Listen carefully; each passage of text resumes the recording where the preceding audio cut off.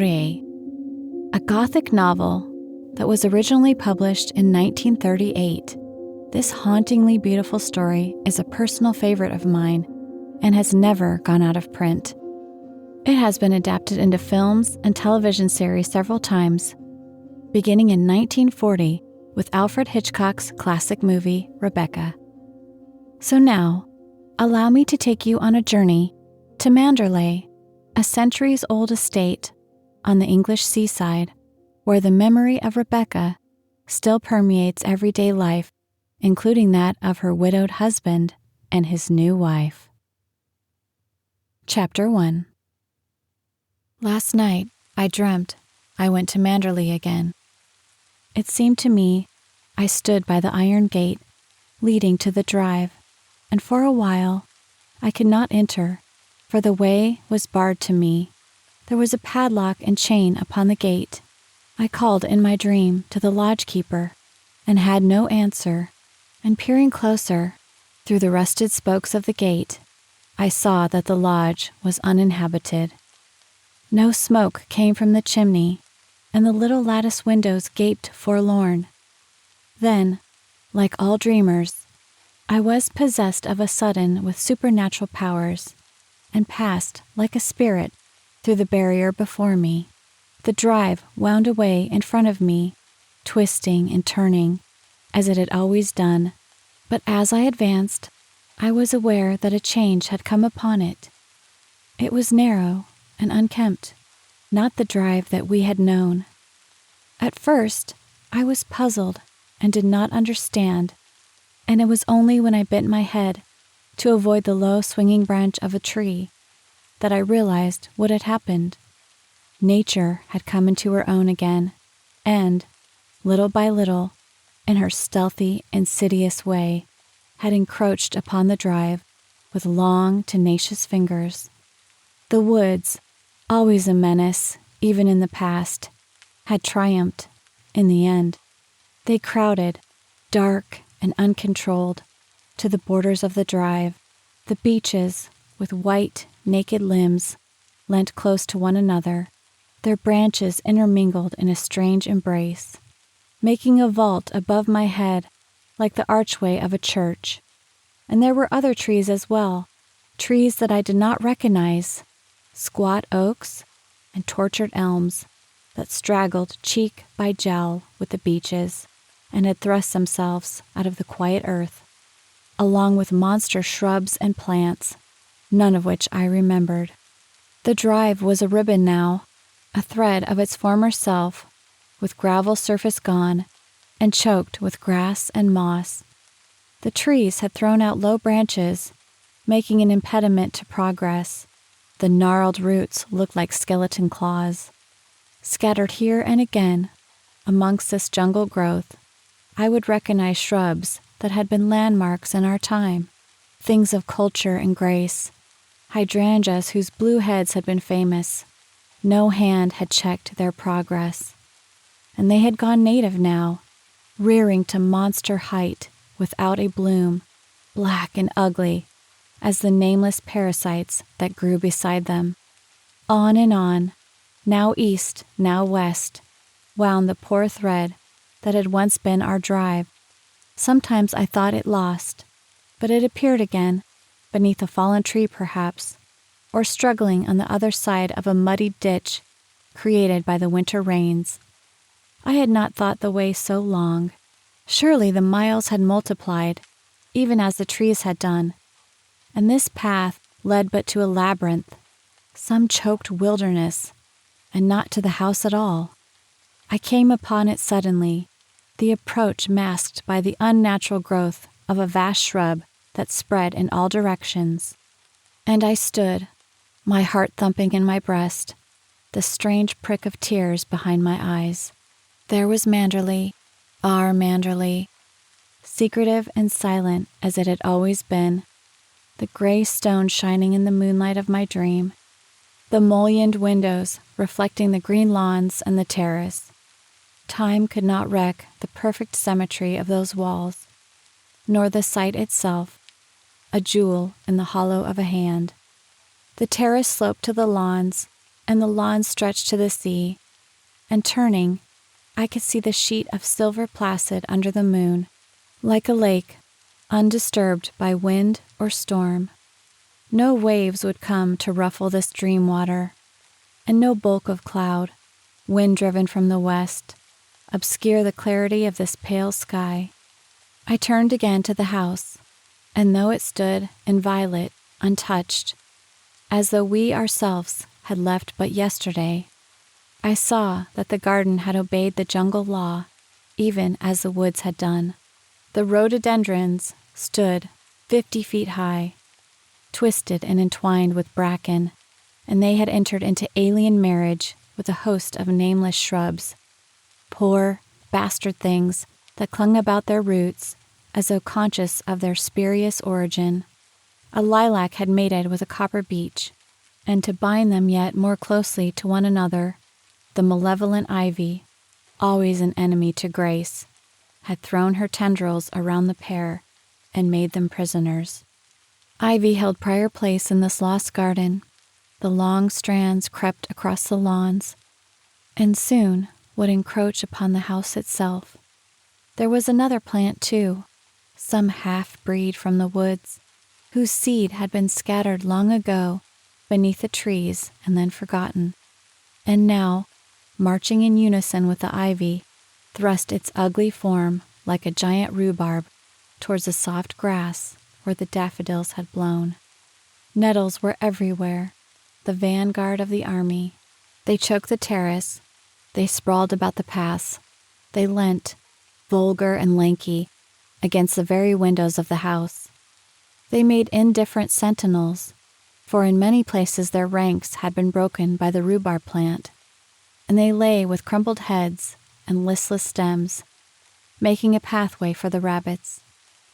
I left the drive and went on to the terrace, for the nettles were no barrier to me, a dreamer. I walked, enchanted, and nothing held me back. Moonlight can play odd tricks upon the fancy, even upon a dreamer's fancy. As I stood there, hushed and still, I could swear that the house was not an empty shell, but lived and breathed, as it had lived before. Light came from the windows, the curtains blew softly in the night air, and there, in the library, the door would stand half open as we had left it, with my handkerchief on the table beside the bowl of autumn roses. The room would bear witness to our presence, the little heap of library books marked ready to return, and the discarded copy of the Times.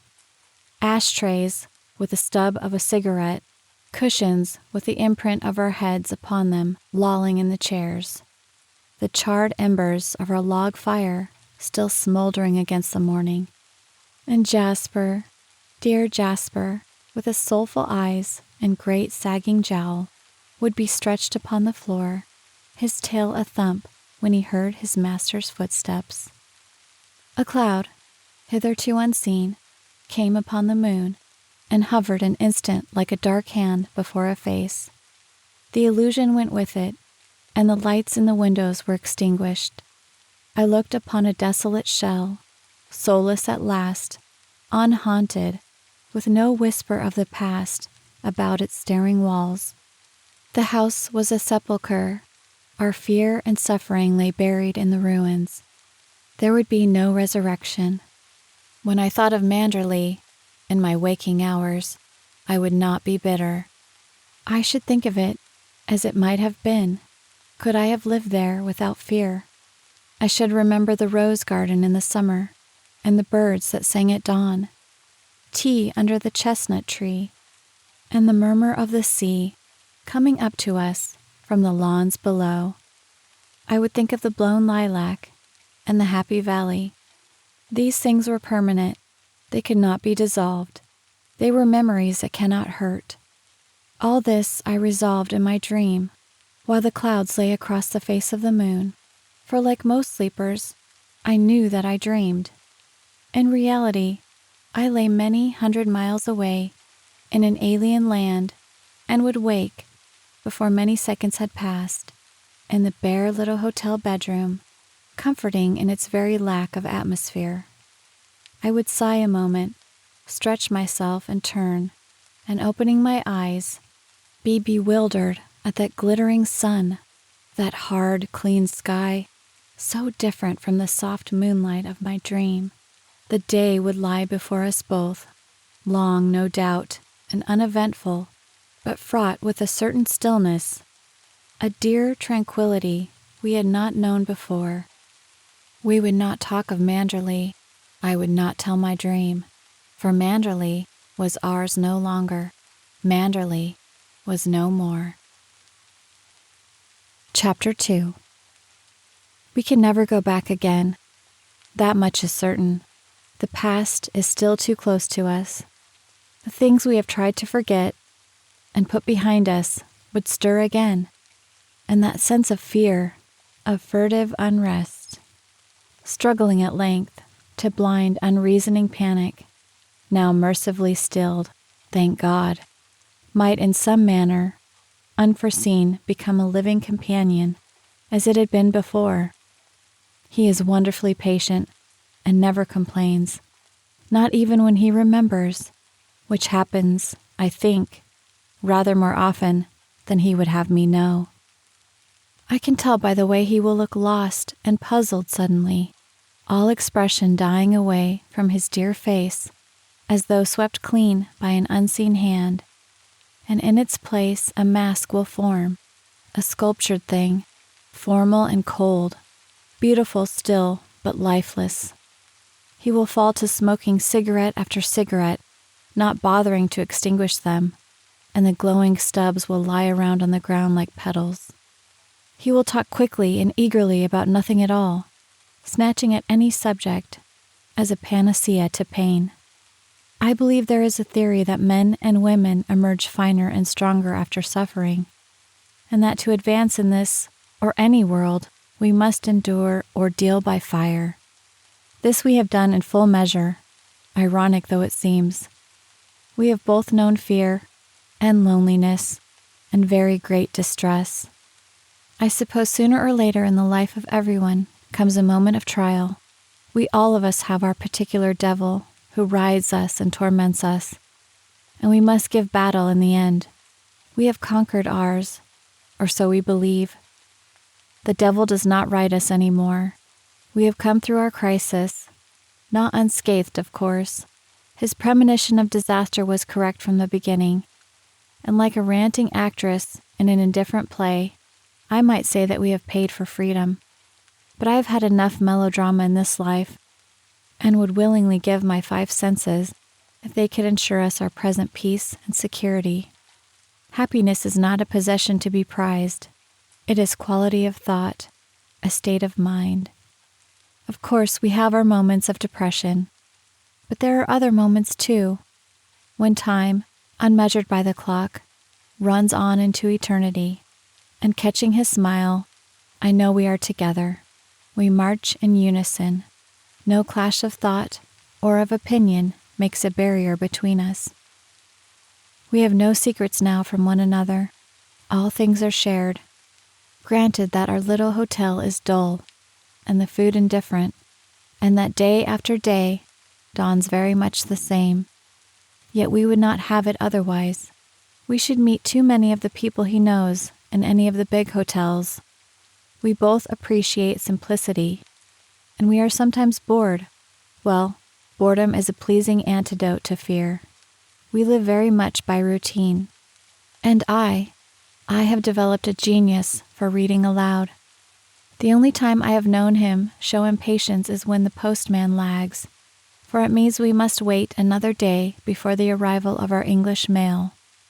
We have tried wireless, but the noise is such an irritant, and we prefer to store up our excitement.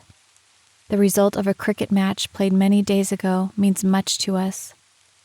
Oh, the test matches that have saved us from ennui, the boxing bouts, even the billiard scores, finals of schoolboy sports, dog racing, strange little competitions in the remoter counties.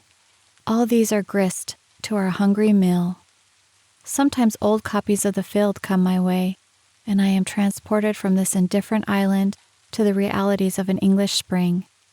I read of chalk streams, of the mayfly, of sorrel growing in green meadows, of rooks circling above the woods, as they used to do at Manderley. The smell of wet earth comes to me from those thumbed and tattered pages, the sour tang of moorland peat, the feel of soggy moss spattered white in places by a heron's droppings. Once there was an article on wood pigeons, and as I read it aloud, it seemed to me that once again I was in the deep woods at Manderley, with pigeons fluttering above my head. I heard their soft, complacent call, so comfortable and cool on a hot summer's afternoon, and there would be no disturbing of their peace until Jasper came loping through the undergrowth to find me, his damp muzzle questing the ground. Like old ladies caught at their ablutions, the pigeons would flutter from their hiding place, shocked into silly agitation, and making a monstrous to-do with their wings, streak away from us above the treetops, and so out of sight and sound. When they were gone, a new silence would come upon the place, and I, uneasy for no known reason, would realize that the sun no longer wove a pattern on the rustling leaves, that the branches had grown darker, the shadows longer, and back at the house there would be fresh raspberries for tea. I would rise from my bed of bracken then, shaking the feathery dust of last year's leaves from my skirt, and whistling to Jasper, set off towards the house, despising myself even as I walked for my hurrying feet, my one swift glance behind. How strange that an article on wood pigeons could so recall the past and make me falter as I read aloud. It was the gray look on his face that made me stop abruptly and turn the pages until I found a paragraph on cricket, very practical and dull, Middlesex battling on a dry wicket at the Oval, and piling up interminable dreary runs. How I blessed those solid, flannelled figures, for in a few minutes his face had settled back into repose. The color had returned, and he was deriding the Surrey bowling in healthy irritation. We were saved a retreat into the past, and I had learnt my lesson. Read English news, yes, and English sport, politics, and pomposity, but in the future, keep the things that hurt to myself alone. They can be my secret indulgence, color and scent and sound, rain and the lapping of water, even the mists of autumn, and the smell of the flood tide. These are memories of Manderley that will not be denied. Some people have a vice of reading Bradshaws. They plan innumerable journeys across country for the fun of linking up impossible connections. My hobby is less tedious, if as strange. I am a mine of information on the English countryside. I know the name of every owner of every British moor, yes, and their tenants too. I know how many grouse are killed, how many partridge, how many head of deer. I know where trout are rising, and where the salmon leap. I attend all meets. I follow every run. Even the names of those who walk hound puppies are familiar to me. The state of the crops, the price of fat cattle, the mysterious ailments of swine, I relish them all. A poor pastime, perhaps, and not a very intellectual one, but I breathe the air of England as I read, and can face this glittering sky with greater courage. The scrubby vineyards and the crumbling stones become things of no account, for if I wish, I can give rein to my imagination and pick foxgloves and pale campions from a wet, streaking hedge. Poor whims of fancy, tender and unharsh, they are the enemy to bitterness and regret, and sweeten this exile we have brought upon ourselves. Because of them I can enjoy my afternoon and return, smiling and refreshed, to face the little ritual of our tea. The order never varies. 2 slices of bread and butter each, and China tea. What a high-bound couple we must seem, clinging to custom because we did so in England. Here, on this clean balcony, white and impersonal with centuries of sun, I think of 4:30 at Manderley, and the table drawn before the library fire. the door flung open, punctual to the minute, and the performance, never varying, of the laying of the tea, the silver tray, the kettle, the snowy cloth, while Jasper, his spaniel ears a-droop, feigns indifference to the arrival of the cakes. That feast was laid before us always, and yet we ate so little. Those dripping crumpets, I can see them now, tiny crisp wedges of toast, and piping hot floury scones, sandwiches of unknown nature, mysteriously flavored and quite delectable, and that very special gingerbread, angel cake, that melted in the mouth, and his rather stodgier companion, bursting with peel and raisins. There was enough food there to keep a starving family for a week. I never knew what happened to it all, and the waste used to worry me sometimes. But I never dared ask Mrs. Danvers what she did about it. She would have looked at me in scorn, smiling that freezing, superior smile of hers, and I can imagine her saying, "There were never any complaints when Mrs. De Winter was alive." Mrs. Danvers. I wonder what she is doing now. She in Favell. I think it was the expression on her face that gave me my first feeling of unrest. Instinctively I thought, she is comparing me to Rebecca. And sharp as a sword, the shadow came between us. Well, it is over now, finished and done with. I ride, no more tormented, and both of us are free. Even my faithful Jasper has gone to the happy hunting grounds, and Manderley is no more. It lies like an empty shell amidst the tangle of the deep woods, even as I saw it in my dream, a multitude of weeds, a colony of birds. Sometimes, perhaps, a tramp will wander there, seeking shelter from a sudden shower of rain, and, if he is stout-hearted, he may walk there with impunity. But your timid fellow, your nervous poacher, the woods of Manderley are not for him. He might stumble upon the little cottage in the cove, and he would not be happy beneath its tumbled roof, the thin rain beating a tattoo. There might linger there still a certain atmosphere of stress, that corner in the drive, too, where the trees encroach upon the gravel, is not a place in which to pause, not after the sun has set. When the leaves rustle, they sound very much like the stealthy movement of a woman in evening dress, and when they shiver suddenly and fall and scatter away along the ground, they might be the patter-patter of a woman's hurrying footstep, and the mark in the gravel, the imprint of a high-heeled satin shoe. It is when I remember these things that I return with relief to the prospect from our balcony.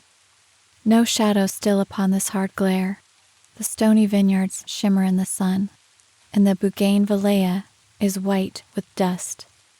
I may one day look upon it with affection. At the moment it inspires me, if not with love, at least with confidence, and confidence is a quality I prize, although it has come to me a little late in the day. I suppose it is his dependence upon me that has made me bold at last. At any rate, I have lost my diffidence, my timidity, my shyness with strangers. I am very different from that self who drove to Manderley for the first time, hopeful and eager, handicapped by a rather desperate gaucherie, and filled with an intense desire to please. It was my lack of poise, of course, that made such a bad impression on people like Mrs. Danvers. What must I have seemed like after Rebecca? I can see myself now, memory spanning the years like a bridge, with straight bobbed hair and youthful, unpowdered face, dressed in an ill-fitting coat and skirt and a jumper of my own creation, trailing in the wake of Mrs. Van Hopper like a shy, uneasy colt.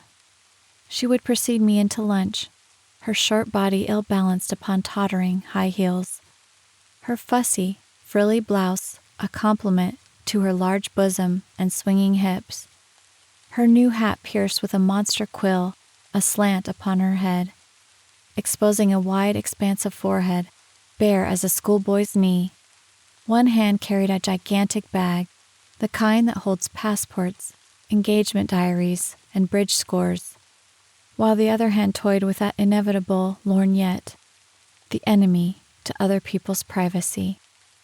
She would make for her usual table in the corner of the restaurant, close to the window, and lifting her lorgnette to her small pig's eyes, survey the scene to right and left of her. Then she would let the lorgnette fall at length upon its black ribbon and utter a little exclamation of disgust. Not a single well-known personality. I shall tell the management they must make a reduction on my bill. What do they think I come here for? To look at the page boys? And she would summon the waiter to her side, her voice sharp and staccato, cutting the air like a saw. How different the little restaurant where we are today to that vast dining room, ornate and ostentatious. The Hotel Côte d'Azur at Monte Carlo.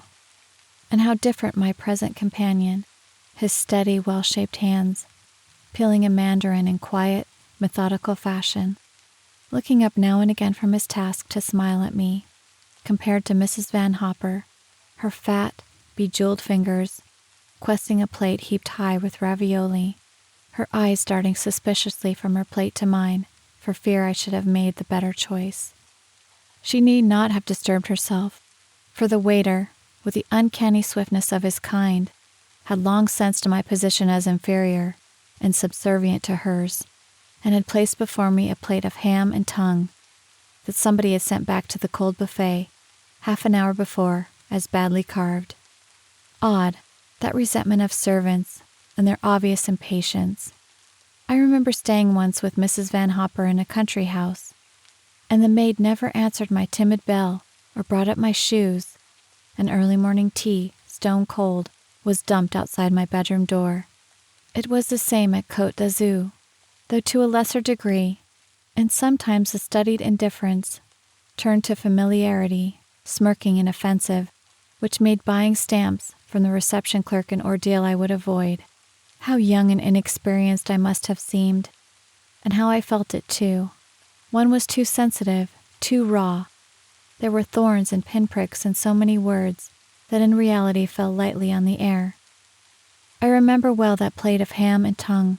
It was dry, unappetizing, cut in a wedge from the outside, but I had not the courage to refuse it. We ate in silence, for Mrs. Van Hopper liked to concentrate on food, and I could tell by the way the sauce ran down her chin that her dish of ravioli pleased her. It was not a sight that engendered into me great appetite for my own cold choice, and looking away from her, I saw that the table next to ours, left vacant for 3 days, was to be occupied once more. The maitre d'hotel, with a particular bow reserved for his more special patrons, was ushering the new arrival to his place. Mrs. Van Hopper put down her fork and reached for her lorgnette. I blushed for her while she stared, and the newcomer, unconscious of her interest, cast a wandering eye over the menu.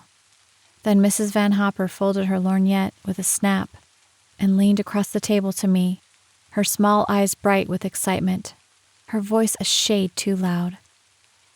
"It's Max de Winter," she said. "The man who owns Manderley. You've heard of it, of course. He looks ill, doesn't he? They say he can't get over his wife's death." Chapter 3. I wonder what my life would be today if Mrs. Van Hopper had not been a snob. Funny to think that the course of my existence hung like a thread upon that quality of hers. Her curiosity was a disease, almost a mania. At first I had been shocked, wretchedly embarrassed. I would feel like a whipping boy who must bear his master's pains when I watched people laugh behind her back, leave a room hurriedly upon her entrance, or even vanish behind a service door on the corridor upstairs. For many years now, she had come to the Hotel Côte d'Azur, and apart from bridge, her one pastime, which was notorious by now in Monte Carlo, was to claim visitors of distinction as her friends, had she but seen them once at the other end of the post office. Somehow she would manage to introduce herself, and before her victim had scented danger, she had proffered an invitation to her suite. Her method of attack was so downright and sudden that there was seldom opportunity to escape. At the Côte d'Azur, she staked a claim upon a certain sofa in the lounge, midway between the reception hall and the passage to the restaurant, and she would have her coffee there after luncheon and dinner, and all who came by and went must pass her by. Sometimes she would employ me as a bait to draw her prey, and, hating my errand, I would be sent across the lounge with a verbal message, the loan of a book or paper, the address of some shop or other, the sudden discovery of a mutual friend. It seemed as though notables must be fed to her, much as invalids are spooned their jelly, and though titles were preferred by her, any face once seen in a social paper served as well. Names scattered in a gossip column, authors, artists, actors, and their kind, even the mediocre ones, as long as she learned of them in print. I can see her as though it were but yesterday, on that unforgettable afternoon, never mind how many years ago, when she sat at her favorite sofa in the lounge, debating her method of attack. I could tell by her abrupt manner, and the way she tapped her lorgnette against her teeth, that she was questing possibilities. I knew, too, when she had missed the sweet and rushed through dessert, that she had wished to finish luncheon before the new arrival, and so install herself where he must pass. Suddenly she turned to me, her small eyes alight. "Go upstairs quickly and find that letter from my nephew. You remember, the one written on his honeymoon, with a snapshot. Bring it down to me right away." I saw then that her plans were formed, and the nephew was to be the means of introduction. Not for the first time I resented the part that I must play in her schemes. Like a juggler's assistant, I produced the props, then silent and attentive, I waited on my cue. This newcomer would not welcome intrusion, I felt certain of that. In the little I had learnt of him at luncheon, a smattering of hearsay garnered by her 10 months ago from the daily papers, and stored in her memory for future use, I could imagine, in spite of my youth and inexperience of the world, that he would resent this sudden bursting in upon his solitude. Why he should have chosen to come to the Côte d'Azur and Monte Carlo was not our concern. His problems were his own, and anyone but Mrs. Van Hopper would have understood. Tact was a quality unknown to her, discretion too, and because gossip was the breath of life to her, this stranger must be served for her dissection.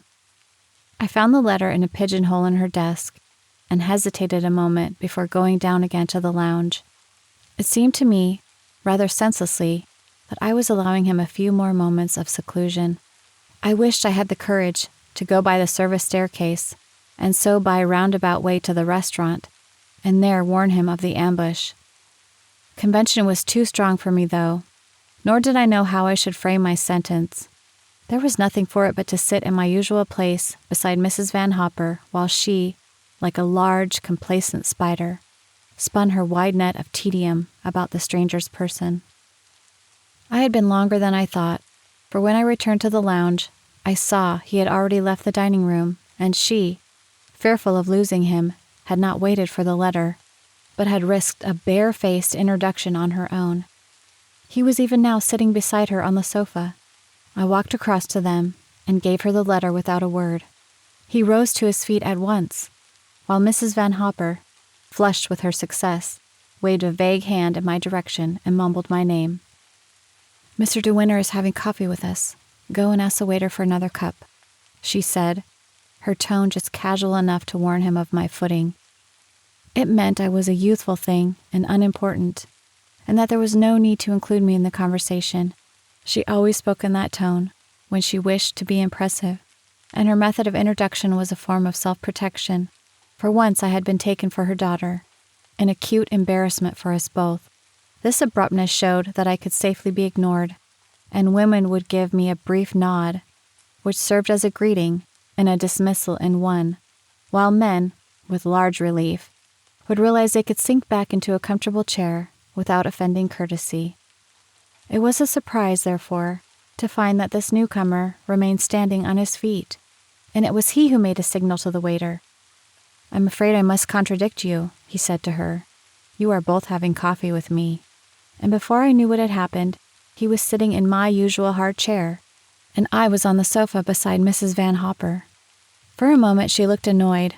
This was not what she had intended, but she soon composed her face, and thrusting her large self between me and the table, she leant forward to his chair, talking eagerly and loudly, fluttering the letter in her hand. "You know, I recognized you just as soon as you walked into the restaurant," she said, "and I thought, why, there's Mr. De Winter, Billy's friend. I simply must show him those snaps of Billy and his bride taken on their honeymoon. And here they are. There's Dora. Isn't she just adorable? That little slim waist, those great big eyes. Here, they are sunbathing at Palm Beach. Billy is crazy about her, you can imagine.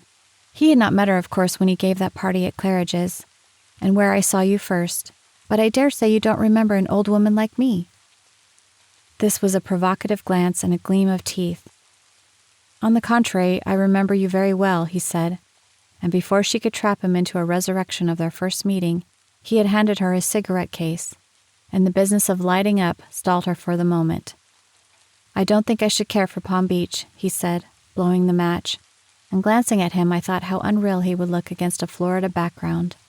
He belonged to a walled city of the 15th century, a city of narrow cobbled streets and thin spires, where the inhabitants wore pointed shoes and worsted hose. His face was arresting, sensitive, medieval in some strange, inexplicable way, and I was reminded of a portrait seen in a gallery, I had forgotten where, of a certain gentleman unknown. Could one but rob him of his English tweeds and put him in black, with lace at his throat and wrists, he would stare down at us in our new world from a long distant past, a past where men walked cloaked at night and stood in the shadow of old doorways, a past of narrow stairways and dim dungeons, a past of whispers in the dark, of shimmering rapier blades, of silent, exquisite courtesy. I wished I could remember the old master who had painted that portrait. It stood in a corner of the gallery, and the eyes followed one from the dusky frame. They were talking, though, and I had lost the thread of conversation. "No, not even 20 years ago," he was saying. "That sort of thing has never amused me." I heard Mrs. Van Hopper give her fat, complacent laugh.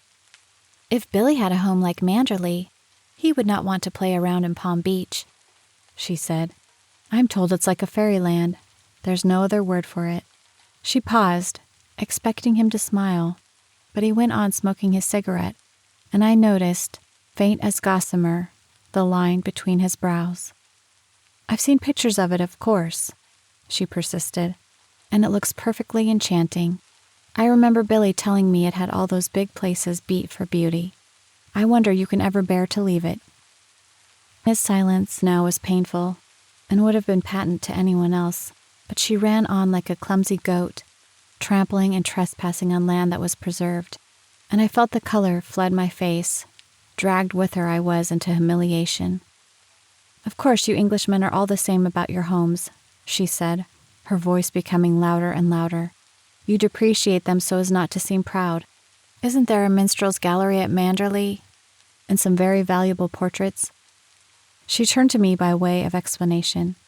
"Mr. De Winter is so modest, he won't admit to it, but I believe that lovely home of his has been in his family's possession since the conquest. They say that minstrel's gallery is a gem. I suppose your ancestors often entertained royalty at Manderley, Mr. De Winter." This was more than I had hitherto endured, even from her, but the swift lash of his reply was unexpected. "Not since Ethelred," he said, "the one who was called Unready. In fact, it was while staying with my family that the name was given him. He was invariably late for dinner." She deserved it, of course, and I waited for her change of face, but incredible as it may seem, his words were lost on her, and I was left to writhe in her stead, feeling like a child that had been smacked. "Is that really so?" she blundered. "I'd no idea. My history is very shaky, and the kings of England always muddled me. How interesting, though. I must write and tell my daughter. She's a great scholar." There was a pause, and I felt the color flood into my face.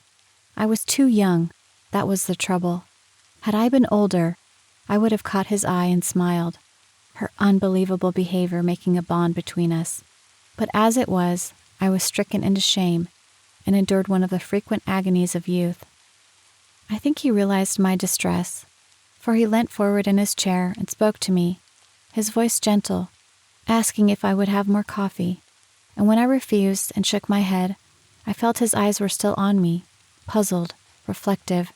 He was pondering my exact relationship to her, and wondering whether he must bracket us together in futility. "What do you think of Monte Carlo?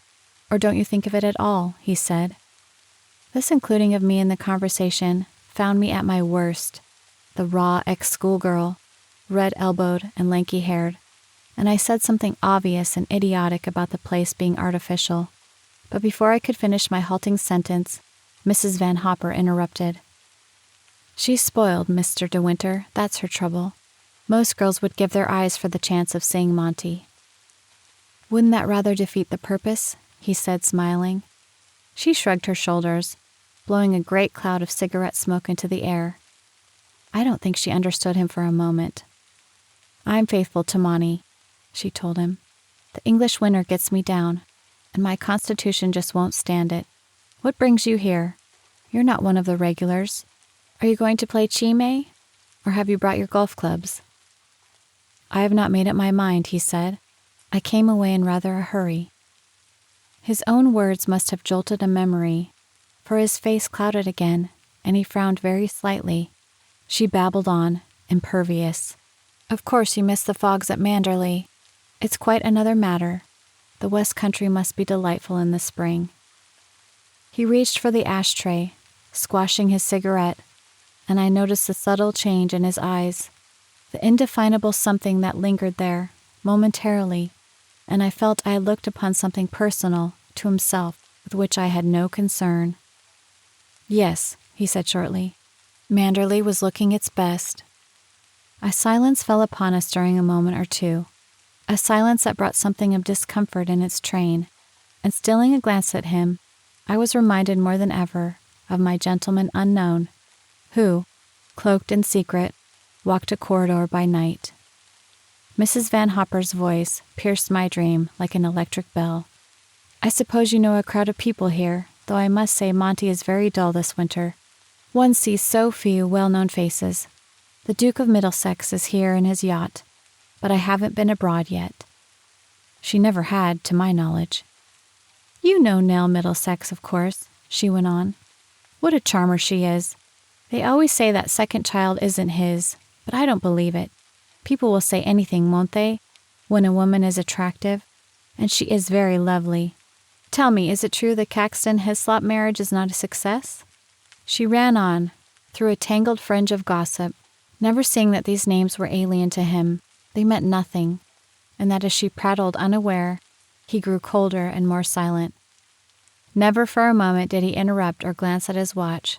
It was as though he had set himself a standard of behavior, since the original lapse when he had made a fool of her in front of me, and clung to it grimly rather than offend again. It was a page boy in the end who released him, with the news that a dressmaker awaited Mrs. Van Hopper in the suite. He got up at once, pushing back his chair. "Don't let me keep you," he said. "Fashions change so quickly nowadays, they may have been altered by the time you get upstairs." The sting did not touch her. She accepted it as a pleasantry. "It's so delightful to have run into you like this, Mr. De Winter," she said, as she went towards the lift. "Now I've been brave enough to break the ice, I hope I shall see something of you. You must come and have a drink sometime in my suite. I may have 1 or 2 people coming in tomorrow evening. Why not join us?" I turned away so that I should not watch him search for an excuse. "I'm so sorry," he said. "Tomorrow I am probably driving to Sauspel. I'm not sure when I shall get back." Reluctantly she left it, but we still hovered at the entrance to the lift. "I hope they've given you a good room. The place is half empty, so if you are uncomfortable, mind you make a fuss. Your valet has unpacked for you, I suppose." This familiarity was excessive, even for her, and I caught a glimpse of his expression. "I don't possess one," he said quietly. "Perhaps you would like to do it for me." This time his shaft had found its mark, for she reddened and laughed a little awkwardly. "Why, I hardly think," she began, and then suddenly, and unbelievably, she turned upon me. "Perhaps you could make yourself useful to Mr. De Winter, if he wants anything done. You're a capable child in many ways." There was a momentary pause, while I stood stricken, waiting for his answer. He looked down at us, mocking, faintly sardonic, a ghost of a smile on his lips. "A charming suggestion," he said, "but I cling to the family motto. He travels the fastest who travels alone. Perhaps you have not heard of it." And without waiting for her answer, he turned and left us. "What a funny thing," said Mrs. Van Hopper, as we went upstairs in the lift. "Do you suppose that sudden departure was a form of humor? Men do such extraordinary things. I remember a well-known writer once who used to dart down the service staircase whenever he saw me coming. I suppose he had a penchant for me and wasn't sure of himself. However, I was younger then." The lift stopped with a jerk.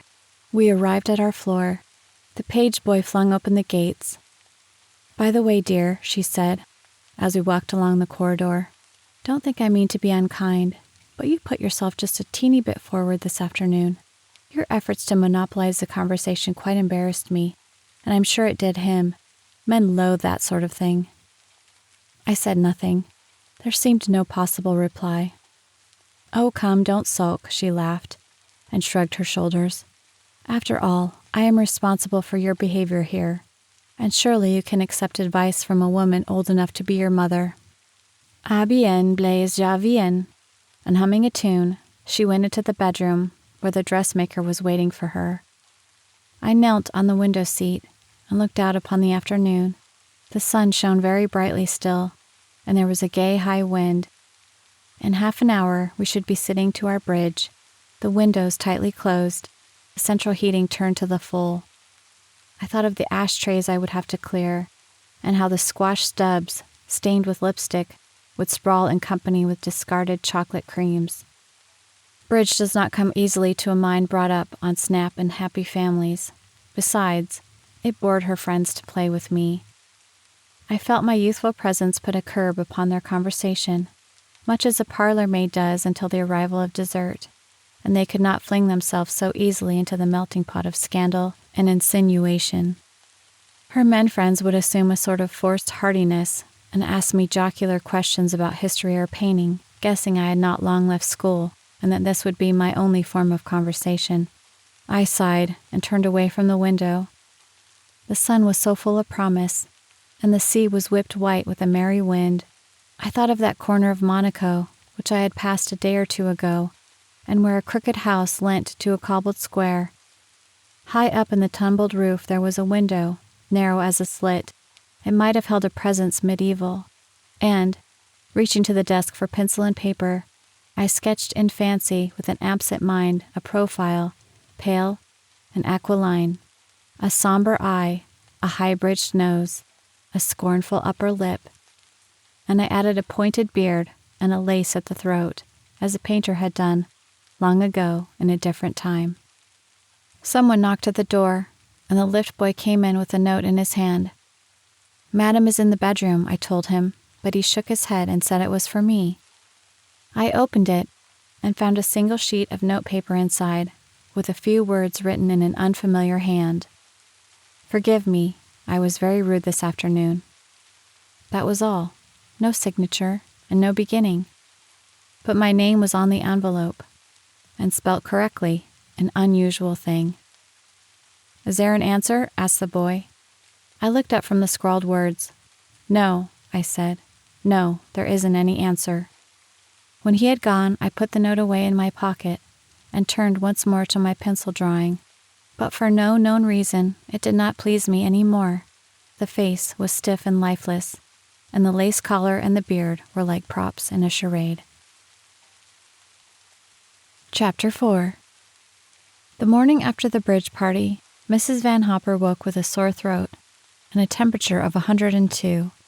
I rang up her doctor, who came round at once and diagnosed the usual influenza. "You are to stay in bed until I allow you to get up," he told her.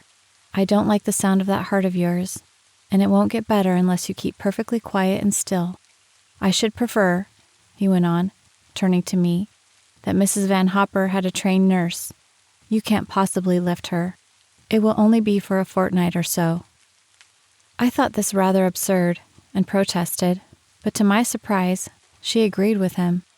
I think she enjoyed the fuss it would create, the sympathy of people, the visits and messages from friends, and the arrival of flowers.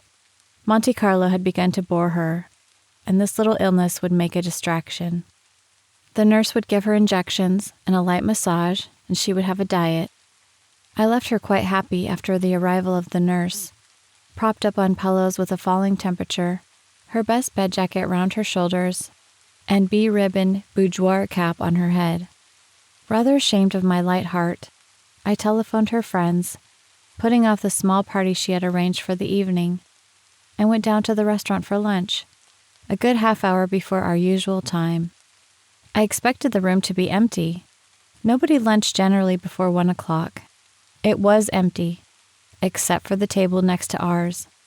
This was a contingency for which I was unprepared. I thought he had gone to Saucebowl. No doubt he was lunching early because he hoped to avoid us at 1 o'clock.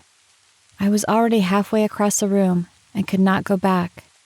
I had not seen him since we disappeared in the lift the day before, for wisely he had avoided dinner in the restaurant, possibly for the same reason that he lunched early now. It was a situation for which I was ill-trained. I wished I was older, different. I went to our table, looking straight before me, and immediately paid the penalty of gaucherie by knocking over the vase of stiff anemones as I unfolded my napkin.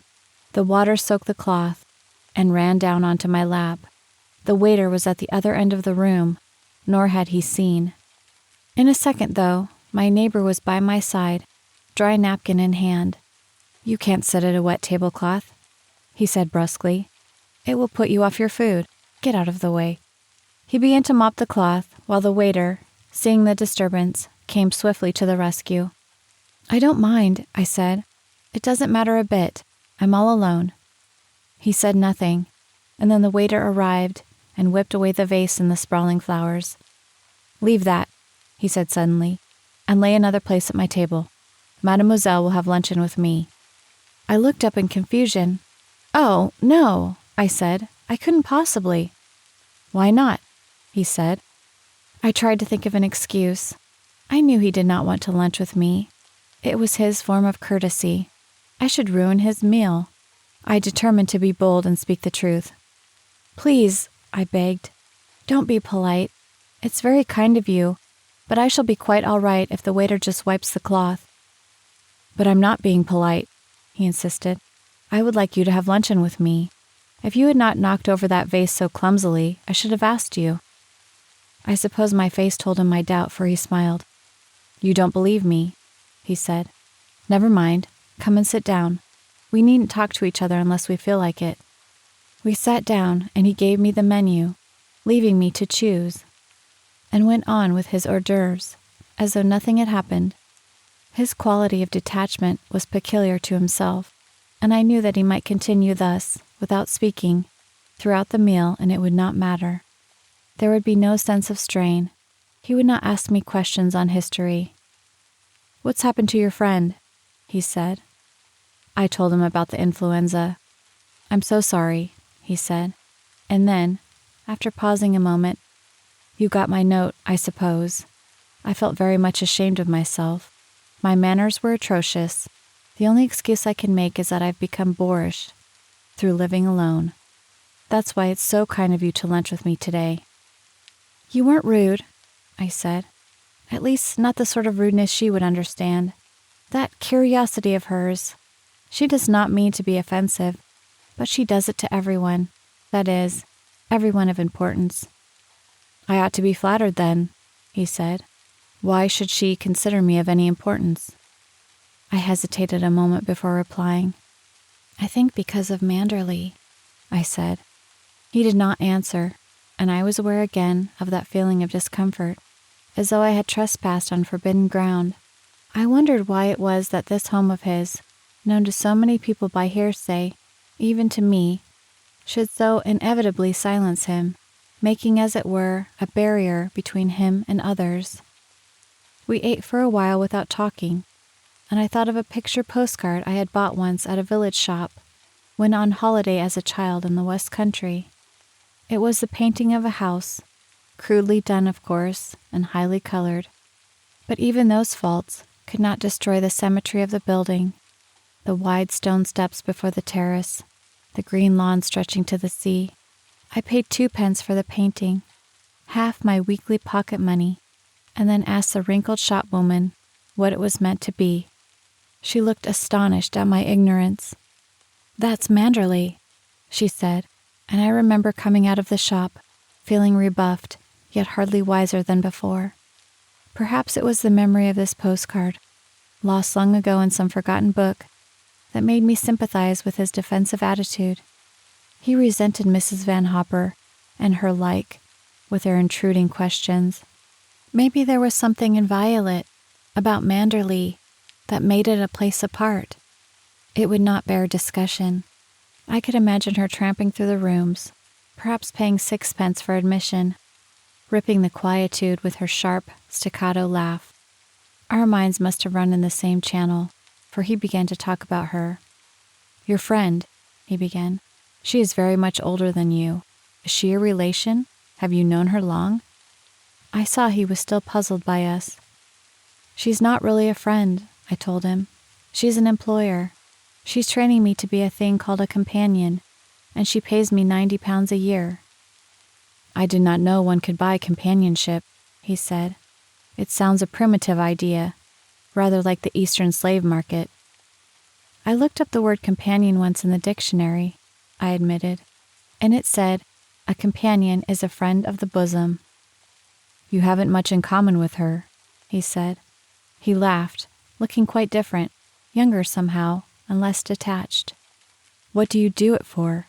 he asked me. 90 pounds is a lot of money to me," I said. "Haven't you any family?" "No, they're dead." "You have a very lovely and unusual name." "My father was a lovely and unusual person." "Tell me about him," he said. I looked at him over my glass of citronade. It was not easy to explain my father, and usually I never talked about him. He was my secret property, preserved for me alone, much as Manderley was preserved for my neighbor. I had no wish to introduce him casually over a table in a Monte Carlo restaurant.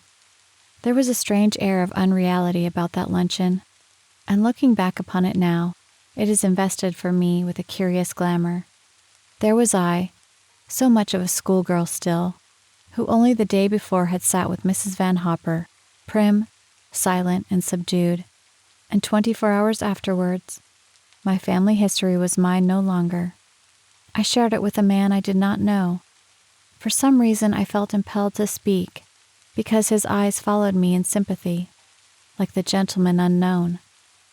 My shyness fell away from me, loosening as it did so my reluctant tongue, and out they all came, the little secrets of childhood, the pleasures and the pains.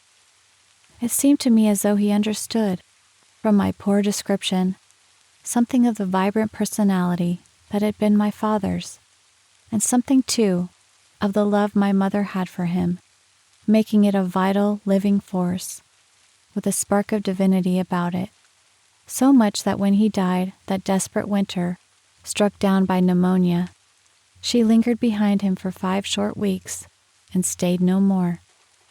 I remember pausing, a little breathless, a little dazed. The restaurant was filled now with people who chatted and laughed to an orchestral background and a clatter of plates, and glancing at the clock above the door, I saw that it was 2 o'clock. We had been sitting there an hour and a half, and the conversation had been mine alone. I tumbled down into reality, hot-handed and self-conscious, with my face aflame, and began to stammer my apologies. He would not listen to me. "I told you at the beginning of lunch you had a lovely and unusual name," he said. "I shall go further, if you will forgive me, and say that it becomes you as well as it became your father. I've enjoyed this hour with you more than I have enjoyed anything for a very long time. You've taken me out of myself, out of despondency and introspection, both of which have been my devils for a year." I looked at him, and believed he spoke the truth. He seemed less fettered than he had been before, more modern, more human. He was not hemmed in by shadows. "You know," he said, "we've got a bond in common, you and I. We are both alone in the world. Oh, I've got a sister, though we don't see much of each other, and an ancient grandmother whom I pay duty visits to 3 times a year. But neither of them make for companionship. I shall have to congratulate Mrs. Van Hopper. You're cheap at £90 a year." "You forget," I said. "You have a home and I have none." The moment I spoke, I regretted my words, for the secret, inscrutable look came back in his eyes again, and once again I suffered the intolerable discomfort that floods one after lack of tact. He bent his head to light a cigarette and did not reply immediately. "An empty house can be as lonely as a full hotel," he said at length. "The trouble is that it is less impersonal." He hesitated, and for a moment I thought he was going to talk of Manderley at last, but something held him back, some phobia that struggled to the surface of his mind and won supremacy, for he blew out his match and his flash of confidence at the same time. "So the friend of the bosom has a holiday?" he said. On a level plane again, an easy camaraderie between us. "What does she propose to do with it?" I thought of the cobbled square in Monaco and the house with the narrow window. I could be off there by 3 o'clock with my sketchbook and pencil, and I told him as much, a little shyly perhaps, like all untalented persons with a pet hobby. "I'll drive you there in the car," he said, and would not listen to protests. I remembered Mrs. Van Hopper's warning of the night before about putting myself forward, and was embarrassed that he might think my talk of Monaco was a subterfuge to win a lift. It was so blatantly the type of thing that she would do herself, and I did not want him to bracket us together. I had already risen in importance from my lunch with him, for as we got up from the table, the little maitre d' rushed forward to pull away my chair. He bowed and smiled, a total change from his usual attitude of indifference, picked up my handkerchief that had fallen on the floor, and hoped Mademoiselle had enjoyed her lunch. Even the page boy by the swing doors glanced at me with respect.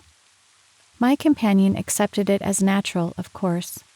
He knew nothing of the ill-carved ham of yesterday.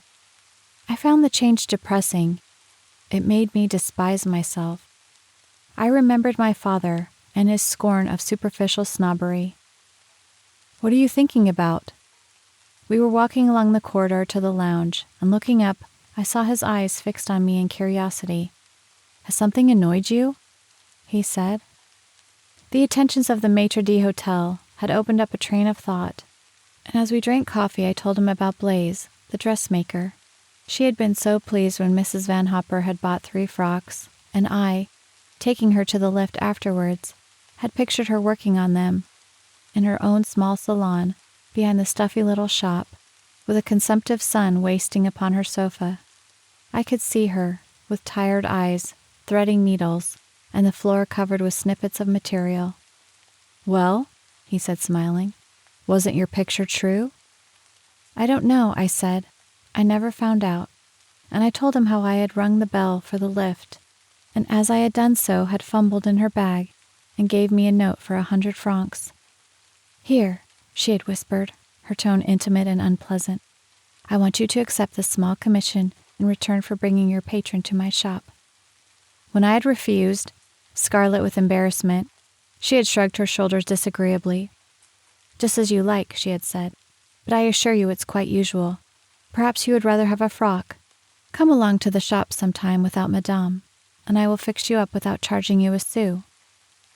Somehow, I don't know why, I had been aware of that sick, unhealthy feeling I had experienced as a child when turning the pages of a forbidden book.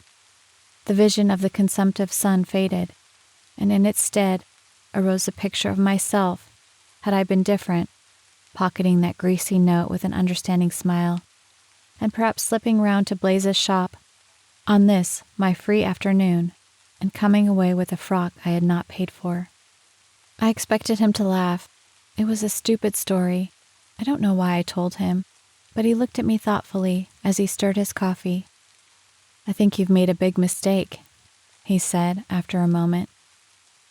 "In refusing that 100 francs?" I asked, revolted. "No, good heavens, what do you take me for? I think you've made a mistake in coming here, in joining forces with Mrs. Van Hopper. You are not made for that sort of job. You're too young, for one thing, and too soft. Blaise and her commission, that's nothing. The first of many similar incidents from other Blaises. You will either have to give in and become a sort of Blaise yourself, or stay as you are and be broken. Who suggested you took on this thing in the first place?" It seemed natural for him to question me, nor did I mind. It was as though we had known one another for a long time, and had met again after a lapse of years. "Have you ever thought about the future?" he asked me, "and what this sort of thing will lead to? Supposing Mrs. Van Hopper gets tired of her friend of the bosom, what then?" I smiled and told him that I did not mind very much. There would be other Mrs. Van Hoppers, and I was young and confident and strong. But even as I spoke, I remembered those advertisements, seen often in good-class magazines, where a friendly society demands succor for young women in reduced circumstances. I thought of the type of boarding house that answers the advertisement and gives temporary shelter, and then I saw myself, useless sketchbook in hand, without qualifications of any kind, stammering replies to stern employment agents.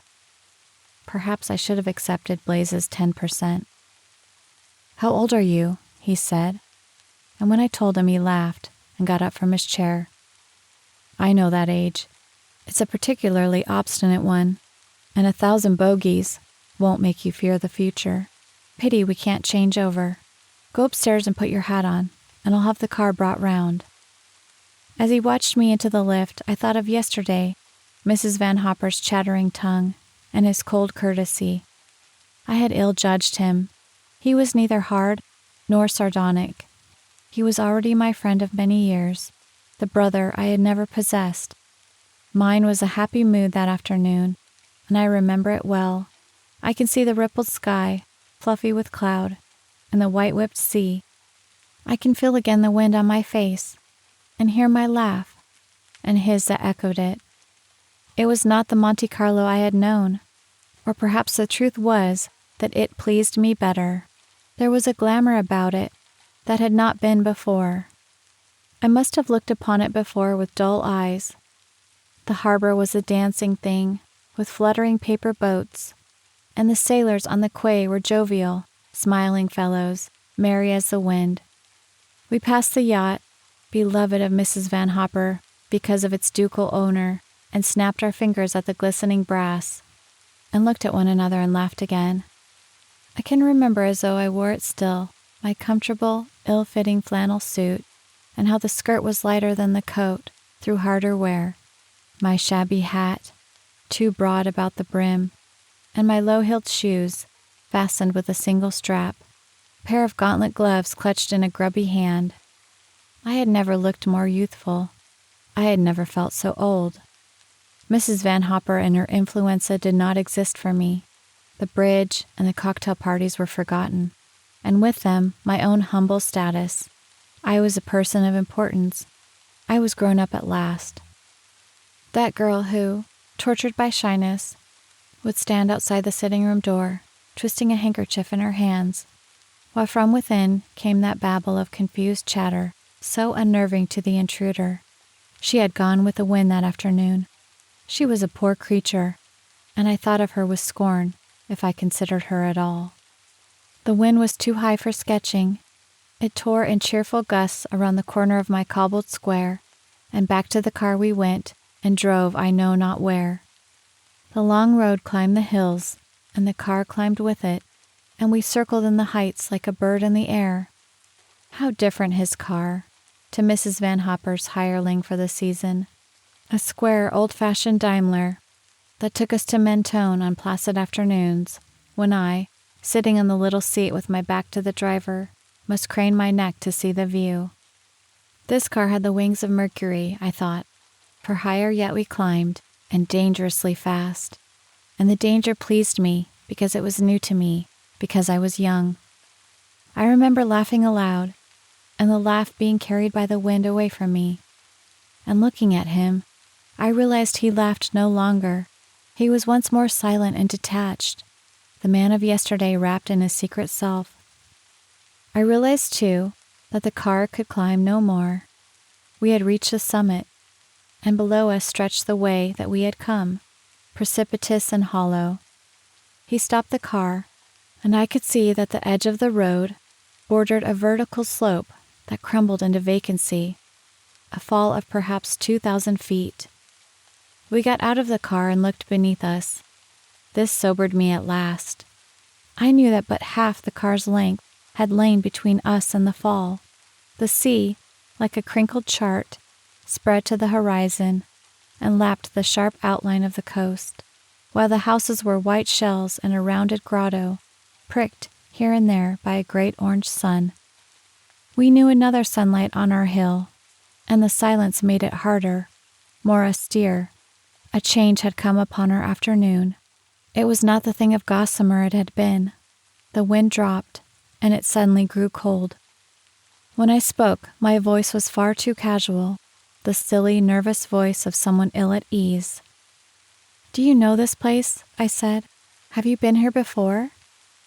He looked down at me without recognition, and I realized with a little stab of anxiety that he must have forgotten all about me, perhaps for some considerable time, and that he himself was so lost in the labyrinth of his own unquiet thoughts that I did not exist. He had the face of one who walks in his sleep, and for a wild moment the idea came to me that perhaps he was not normal, not altogether sane. There were people who had trances. I had surely heard of them, and they followed strange laws, of which we could know nothing.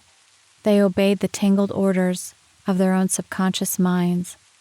Perhaps he was one of them, and here we were, within 6 feet of death. "It's getting late. Shall we go home?" I said, and my careless tone, my little, ineffectual smile, would scarcely have deceived a child. I had misjudged him, of course. There was nothing wrong after all, for as soon as I spoke this second time, he came clear of his dream and began to apologize. I had gone white, I suppose, and he had noticed it. "That was an unforgivable thing for me to do," he said, and taking my arm, he pushed me back towards the car, and we climbed in again, and he slammed the door. "Don't be frightened. The turn is far easier than it looks," he said, and while I, sick and giddy, clung to the seat with both hands, he maneuvered the car gently, very gently, until it faced the sloping road once more. "Then you have been here before," I said to him, my sense of strain departing, as the car crept away down the twisting narrow road. "Yes," he said, and then, after pausing a moment, "but not for many years. I wanted to see if it had changed." "And has it?" I asked him. "No," he said. "No, it has not changed." I wondered what had driven him to this retreat into the past, with me, an unconscious witness of his mood. What gulf of years stretched between him and that other time? What deed of thought and action? What difference in temperament? I did not want to know. I wished I had not come. Down the twisting road we went without a check, without a word. A great ridge of clouds stretched above the setting sun, and the air was cold and clean. Suddenly he began to talk about Manderley. He said nothing of his life there, no word about himself, but he told me how the sun set there, on a spring afternoon, leaving a glow upon the headland. The sea would look like slate, cold still from the long winter, and from the terrace you could hear the ripple of the coming tide washing in the little bay. The daffodils were in bloom, stirring in the evening breeze, golden heads cupped upon lean stalks. And however many you might pick, there would be no thinning of the ranks. They were massed like an army, shoulder to shoulder. On a bank below the lawns, crocuses were planted, golden, pink, and mauve, but by this time they would be past their best, dropping and fading like pallid snowdrops. The primrose were more vulgar, a homely, pleasant creature, who appeared in every cranny like a weed. Too early yet for bluebells.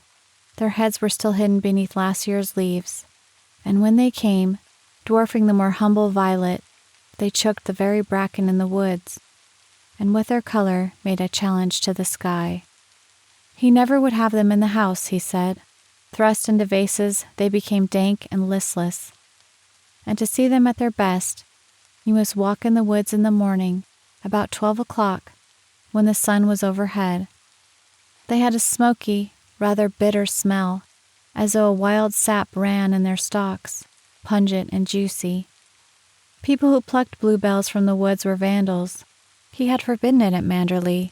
Sometimes, driving in the country, he had seen bicyclists with huge bunches strapped before them on the handles, the bloom already fading from the dying heads, the ravaged stalks struggling naked and unclean.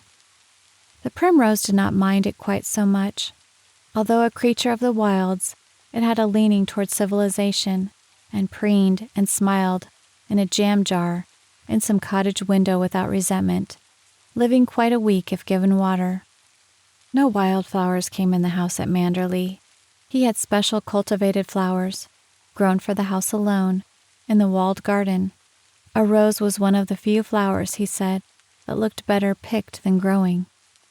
A bowl of roses in a drawing room had a depth of color and scent they had not possessed in the open. There was something rather blousy about roses in full bloom, something shallow and raucous, like women with untidy hair. In the house they became mysterious and subtle. He had roses in the house at Manderley for 8 months in the year. Did I like syringa? He asked me.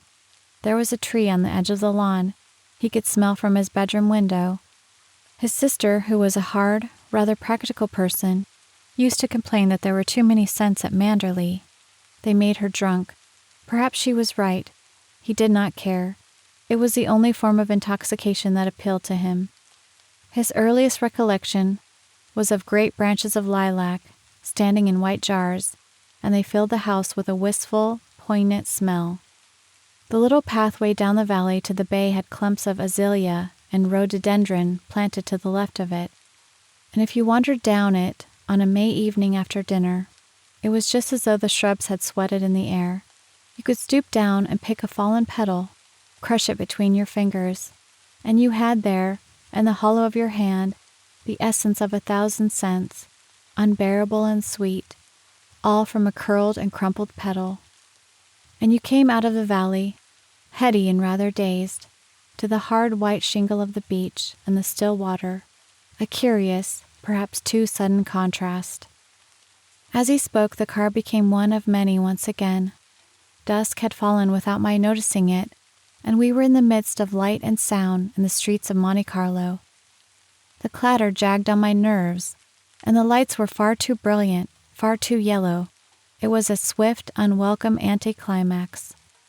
Soon we would come to the hotel, and I felt for my gloves in the pocket of the car. I found them, and my fingers closed upon a book as well, whose slim covers told of poetry. I peered to read the title as the car slowed down before the door of the hotel. "You can take it and read it if you'd like," he said, his voice casual and indifferent now that the drive was over, and we were back again. And Manderley was many hundreds of miles distant. I was glad and held it tightly with my gloves. I felt I wanted some possession of his, now that the day was finished. "Hop out," he said. "I must go and put the car away. I shan't see you in the restaurant this evening as I'm dining out, but thank you for today." I went up the hotel steps alone, with all the despondency of a child whose treat is over. My afternoon had spoiled me for the hours that still remained, and I thought how long they would seem until my bedtime. How empty, too, my supper all alone. Somehow I could not face the bright inquiries of the nurse upstairs, or the possibilities of Mrs. Van Hopper's husky interrogation, so I sat down in the corner of the lounge, behind a pillar, and ordered tea. The waiter appeared bored. Seeing me alone, there was no need for him to press, and anyway, it was that dragging time of day. A few minutes after 5:30, when the noddle tea is finished and the hour for drinks remote, Rather forlorn, more than a little dissatisfied, I leant back in my chair and took up the book of poems. The volume was well worn, well thumbed, falling open automatically at what must be a much frequented page. I fled him, down the nights and down the days. I fled him, down the arches of the years. I fled him, down the labyrinth ways of my own mind. And in the midst of tears I hid from him, and under running laughter. Up visited slopes I sped and shot, precipitated, adown titanic glooms of chasmed fears from those strong feet that followed after. I felt rather like someone peering through the keyhole of a locked door, and a little furtively I laid the book aside. What hound of heaven had driven him to the high hills this afternoon? I thought of his car, with half a length between it and that drop of 2,000 feet, and the blank expression on his face. What footsteps echoed in his mind, what whispers and what memories, and why, of all poems, must he keep this one in the pocket of his car? I wished he were less remote, and I, anything but the creature that I was in my shabby coat and skirt, my broad-brimmed schoolgirl hat. The sulky waiter brought my tea, and while I ate bread and butter dull as sawdust, I thought of the pathway through the valley he had described to me this afternoon, the smell of the azaleas, and the white shingle of the bay. If he loved it all so much, why did he seek the superficial froth of Monte Carlo? He had told Mrs. Van Hopper he had made no plans. He came away in rather a hurry, and I pictured him running down that pathway in the valley with his own hound of heaven at his heels. I picked up the book again, and this time it opened at the title page, and I read the dedication, Max, from Rebecca, 17 May, written in a curious slanting hand. A little blob of ink marred the white page opposite, as though the writer, in impatience, had shaken her pen to make the ink flow freely. And then, as it had bubbled through the nib, it came a little thick, so that the name Rebecca stood out black and strong, the tall and sloping R dwarfing the other letters. I shut the book with a snap and put it away under my gloves, and stretching to a nearby chair, I took up an old copy of illustration and turned the pages. There were some fine photographs of the Chateau of the Loire, and an article as well. I read it carefully, referring to the photographs. But when I finished, I knew I had not understood a word. It was not Blois from its thin turrets and its spires that stared up at me from the printed page. It was the face of Mrs. Van Hopper in the restaurant the day before, her small pig's eyes darting to the neighboring table, her fork, heaped high with ravioli, pausing in midair. An appalling tragedy, she was saying. The papers were full of it, of course. They say he never talks about it, never mentions her name. She was drowned, you know, in the bay near Manderley. Chapter 5. I am glad it cannot happen twice, the fever of first love, for it is a fever, and a burden too, whatever the poets may say. They are not brave, the days when we are 21. They are full of little cowardices, little fears without foundation, and one is so easily bruised, so swiftly wounded. One falls to the first barbed word. Today, wrapped in the complacent armor of approaching middle age, the infinitesimal pricks of day by day brush one lightly and are soon forgotten. But then, how a careless word would linger, becoming a fiery stigma, and how a look, a glance over a shoulder, branded themselves all things eternal. A denial heralded the thrice crowing of a cock, and an insincerity was like the kiss of Judas. The adult mind can lie with untroubled conscience and a gay composure, but in those days, even a small deception scoured the tongue, lashing one against the stake itself. What have you been doing this morning? I can hear her now, propped against her pillows, with all the small irritability of the patient who is not really ill, who has lain in bed too long, and I, reaching to the bedside drawer for the pack of cards, would feel the guilty flush form patches on my neck. I've been playing tennis with a professional, I told her, the false words bringing me to panic, even as I spoke. For what if the professional himself should come up to the suite, then, that very afternoon, and bursting in upon her, complain that I had missed my lesson now for many days?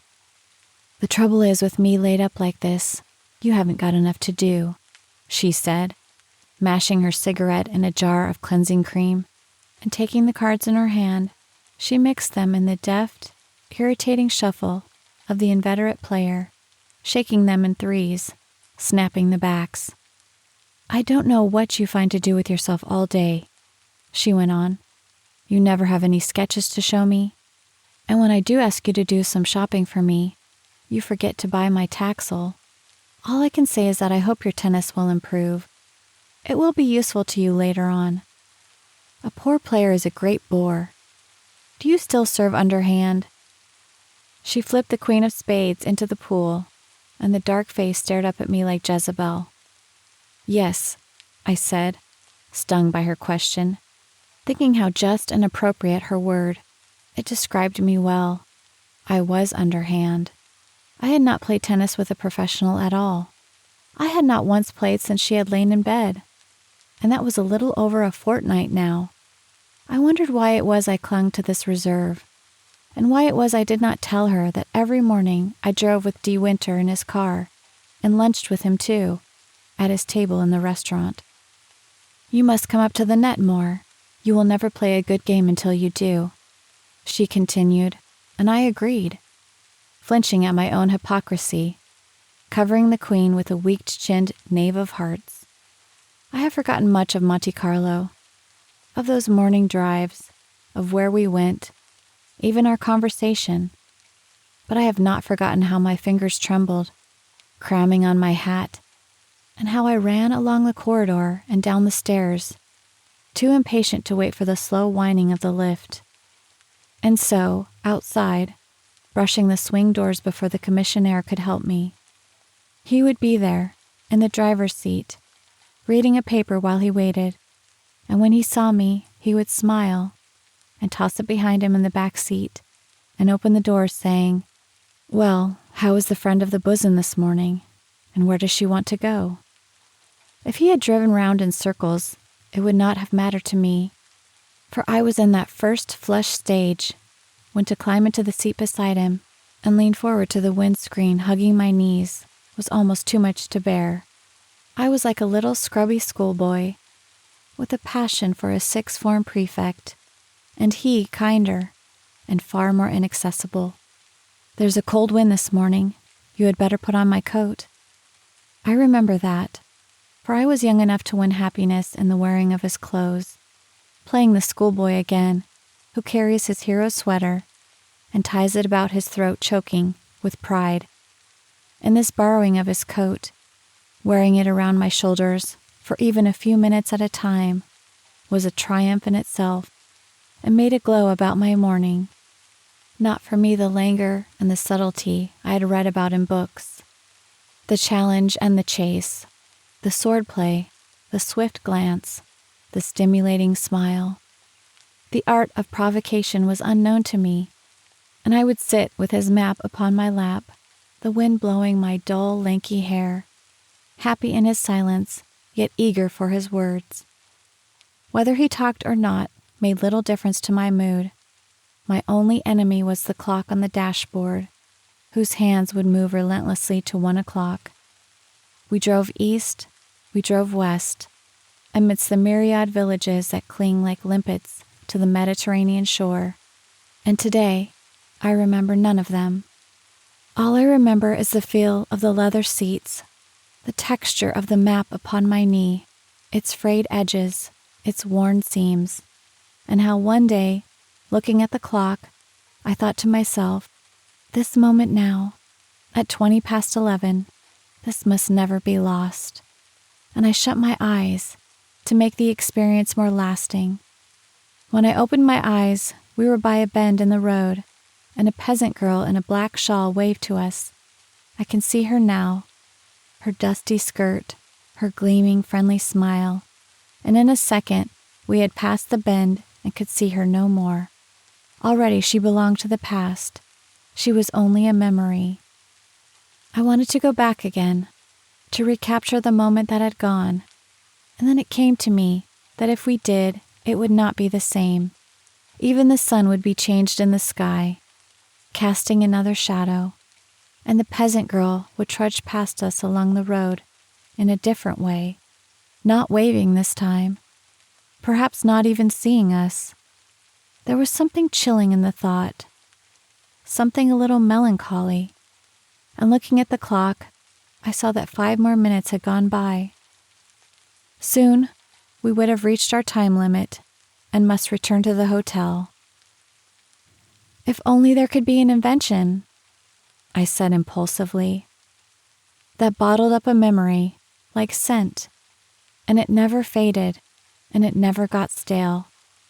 And then, when one wanted it, the bottle could be uncorked, and it would be like living the moment all over again. I looked up at him to see what he would say. He did not turn to me. He went on watching the road ahead. "What particular moments in your young life do you wish uncorked?" he said. I could not tell from his voice whether he was teasing me or not. "I'm not sure," I began, and then blundered on, rather foolishly, not thinking of my words. "I'd like to keep this moment and never forget it." "Is that meant to be a compliment to the day or to my driving?" he said, and as he laughed, like a mocking brother, I became silent, overwhelmed suddenly by the great gulf between us, and how his very kindness to me widened it. I knew then that I would never tell Mrs. Van Hopper about these morning expeditions, for her smile would hurt me, as his laugh had done. She would not be angry, nor would she be shocked. She would raise her eyebrows very faintly, as though she did not altogether believe my story, and then, with a tolerant shrug of the shoulder, she would say, "My dear child, it's extremely sweet and kind of him to take you driving. The only thing is, are you sure it does not bore him dreadfully?" And then she would send me out to buy Taxol, patting me on the shoulder. What degradation lay in being young, I thought, and fell to tearing my nails. "I wish," I said savagely, still mindful of his laugh and throwing discretion to the wind. "I wish I was a woman of about 36, dressed in black satin with a string of pearls." "You would not be in this car with me if you were," he said, "and stop biting those nails. They are ugly enough already." "You'll think me impertinent and rude, I dare say," I went on. "But I would like to know why you ask me to come out in the car, day after day. You are being kind, that's obvious, but why do you choose me for your charity?" I sat up stiff and straight in my seat, and with all the poor pomposity of youth. "I ask you," he said gravely, "because you are not dressed in black satin with a string of pearls, nor are you 36. His face was without expression. I could not tell whether he laughed inwardly or not. "It's all very well," I said. "You know everything there is to know about me. There's not much, I admit, because I have not been alive for very long, and nothing much has happened to me, except people dying. But you, I know nothing more about you than I did the first day we met." "And what did you know then?" he asked. "Why, that you lived at Manderley, and that you had lost your wife." There, I had said it at last. The word that had hovered on my tongue for days, your wife. It came out with ease, without reluctance, as though the mere mention of her must be the most casual thing in all the world. Your wife. The word lingered in the air, once I had uttered it, dancing before me. And because he received it silently, making no comment, the word magnified itself into something heinous and appalling, a forbidden word, unnatural to the tongue. And I could not call it back. It could never be unsaid. Once again, I saw the inscription on the flyleaf of that book of poems, and the curious slanting R. I felt sick at heart and cold. He would never forgive me, and this would be the end of our friendship. I remember staring straight in front of me at the windscreen, seeing nothing of the flying road, my ears still tingling with that spoken word. The silence became minutes, and the minutes became miles. And everything is over now, I thought. I shall never drive with him again. Tomorrow he will go away, and Mrs. Van Hopper will be up again. She and I will walk along the terrace as we did before. The porter will bring down his trunks. I shall catch a glimpse of them in the luggage lift, the new plastered labels, the bustle and finality of departure, the sound of the car changing gear as it turned the corner, and then even that sound emerging into the common traffic and being lost, and so absorbed forever. I was so deep in my picture, I even saw the porter pocketing his tip and going back through the swing door of the hotel, saying something over his shoulder to the commissionaire, that I did not notice the slowing of the car. And it was only when we stopped, drawing up by the side of the road, that I brought myself back to the present once again.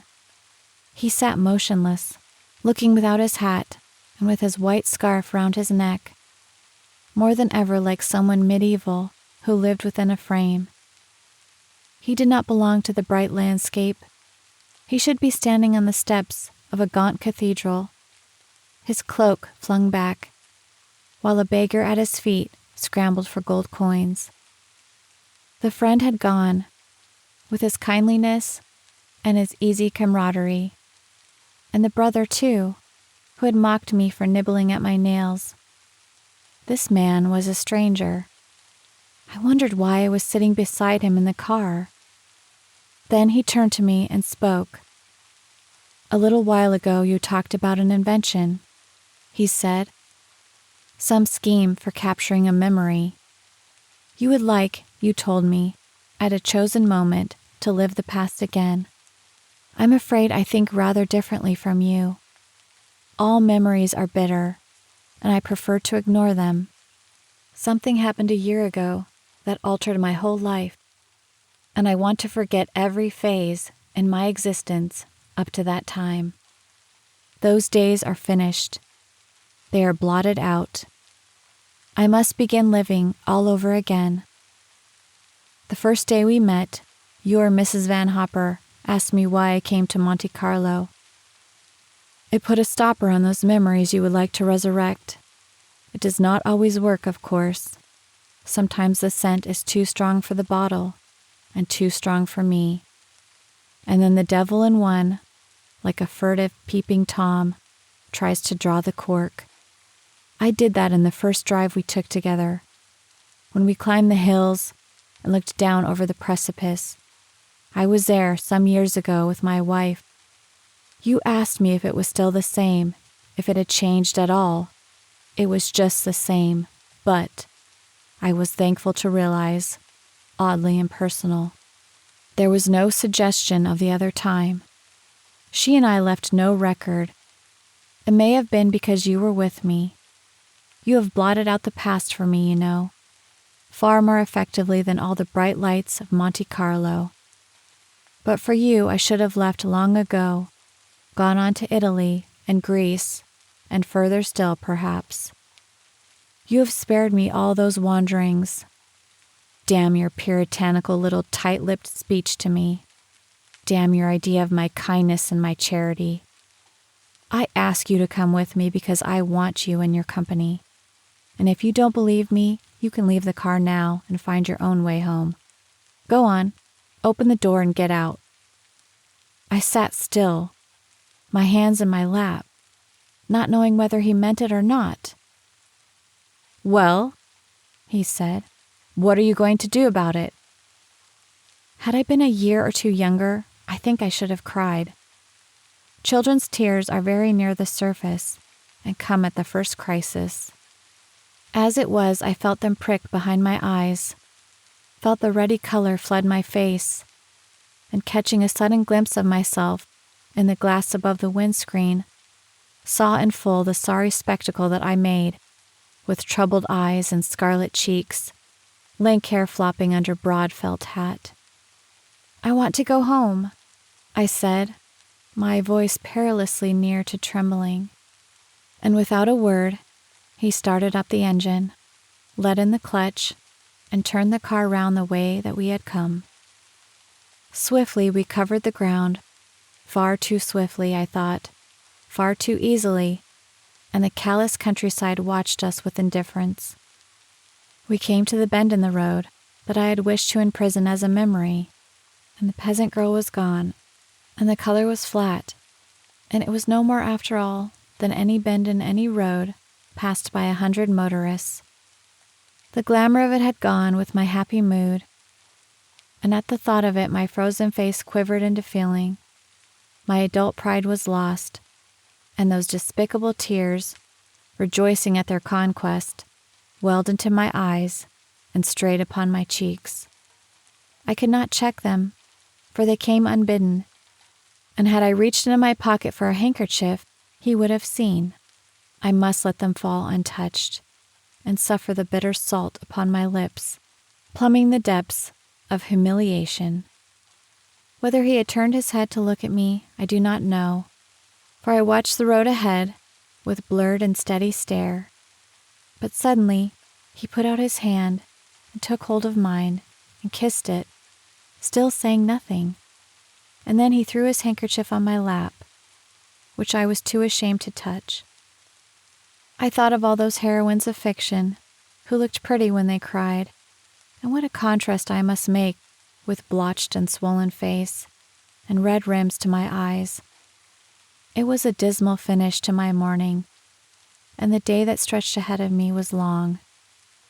I had to lunch with Mrs. Van Hopper in her room because the nurse was going out, and afterwards she would make me play bezique with all the tireless energy of the convalescent. I knew I should stifle in that room. There was something sordid about the tumbled sheets, the sprawling blankets, and the thumped pillows, and that bedside table dusty with powder, spilt scent, and melting liquid rouge. Her bed would be littered with the separated sheets of the daily papers, folded anyhow, while French novels with curling edges and the covers torn kept company with American magazines. The mashed stubs of cigarettes lay everywhere, in cleansing cream, in a dish of grapes, and on the floor beneath the bed. Visitors were lavish with their flowers, and the vases stood, cheek by jowl, in any fashion, hothouse exotics crammed beside mimosa, while a great be-ribboned casket crowned them all, with tier upon tier of crystallized fruit. Later her friends would come in for a drink, which I must mix for them, hating my task, shy and ill at ease in my corner, hemmed in by their parrot chatter. And I would be a whipping boy again, blushing for her when, excited by her little crowd, she must sit up in bed and talk too loudly, laugh too long, reach to the portable gramophone and start a record, shrugging her large shoulders to the tune. I preferred her irritable and snappy, her hair done up in pins, scolding me for forgetting her taxol. All this awaited me in the suite, while he, once he had left me at the hotel, would go away somewhere alone, towards the sea perhaps, feel the wind on his cheek, follow the sun, and it might happen that he would lose himself in those memories that I knew nothing of, that I could not share. He would wander down the years that were gone. The gulf that lay between us was wider now than it had ever been, and he stood away from me, with his back turned on the further shore. I felt young and small and very much alone, and now, in spite of my pride, I found his handkerchief and blew my nose, throwing my drab appearance to the wind. It could never matter. To hell with this. he said suddenly, as though angry, as though bored, and he pulled me beside him and put his arm round my shoulder, still looking straight ahead of him, his right hand on the wheel. He drove, I remember, even faster than before. "I suppose you are young enough to be my daughter, and I don't know how to deal with you," he said. The road narrowed then to a corner, and he had to swerve to avoid a dog. I thought he would release me, but he went on holding me beside him, and when the corner was passed, and the road came straight again, he did not let me go. "You can forget all I said to you this morning," he said. "That's all finished and done with. Don't let's ever think of it again. My family always call me Maxim. I'd like you to do the same. You've been formal with me long enough." He felt for the brim of my hat and took hold of it, throwing it over his shoulder to the back seat, and then bent down and kissed the top of my head. "Promise me you will never wear black satin," he said. I smiled then, and he laughed back at me, and the morning was gay again. The morning was a shining thing. Mrs. Van Hopper in the afternoon did not matter a flip of the finger. It would pass so quickly, and there would be tonight and another day tomorrow. I was cocksure, jubilant. At that moment, I almost had the courage to claim equality. I saw myself strolling into Mrs. Van Hopper's bedroom, rather late for my bezique, and when questioned by her, yawning carelessly, saying, "I forgot the time, I've been lunching with Maxim." I was still child enough to consider a Christian name, like a plume in the hat, though from the very first he had called me by mine. The morning, for all its shadowed moments, had promoted me to a new level of friendship. I did not lag so far behind as I had thought. He had kissed me too, a natural business, comforting and quiet. Not dramatic as in books, not embarrassing. It seemed to bring about an ease in our relationship. It made everything more simple. The gulf between us had been bridged after all. I was to call him Maxim. And that afternoon, playing bezique with Mrs. Van Hopper was not so tedious as it might have been, though my courage failed me and I said nothing of my morning. For when, gathering her cards together at the end and reaching for the box, she said casually, "Tell me, is Max de Winter still in the hotel?" I hesitated a moment, like a diver on the brink, then lost my nerve and my tutored self-possession, saying, "Yes, I believe so. He comes into the restaurant for his meals." Someone has told her, I thought. Someone has seen us together. The tennis professional has complained. The manager has sent a note, and I waited for her attack. But she went on putting the cards back into the box, yawning a little, while I straightened the tumbled bed. I gave her the bowl of powder, the rouge compact, and the lipstick, and she put away the cards and took up the hand glass from the table by her side. "Attractive creature," she said, "but queer-tempered, I should think, difficult to know." I thought he might have made some gesture of asking one to Manderley that day in the lounge, but he was very close. I said nothing. I watched her pick up the lipstick and outline a bow upon her hard mouth. "I never saw her," she said, holding the glass away to see the effect. "But I believe she was very lovely, exquisitely turned out, and brilliant in every way. They used to give tremendous parties at Manderley. It was all very sudden and tragic, and I believe he adored her. I need the darker shade of powder with this brilliant red, my dear. Fetch it, will you? And put this box back in the drawer." And we were busy then with powder, scent, and rouge, until the bell rang and her visitors came in. I handed them their drinks, dully, saying little.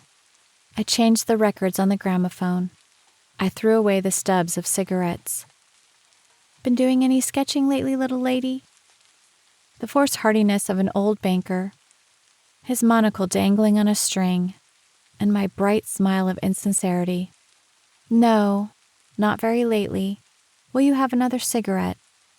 It was not that I answered. I was not there at all. I was following a phantom in my mind, whose shadowy form had taken shape at last. Her features were blurred, her coloring indistinct. The setting of her eyes and the texture of her hair was still uncertain, still to be revealed. She had beauty that endured, and a smile that was not forgotten.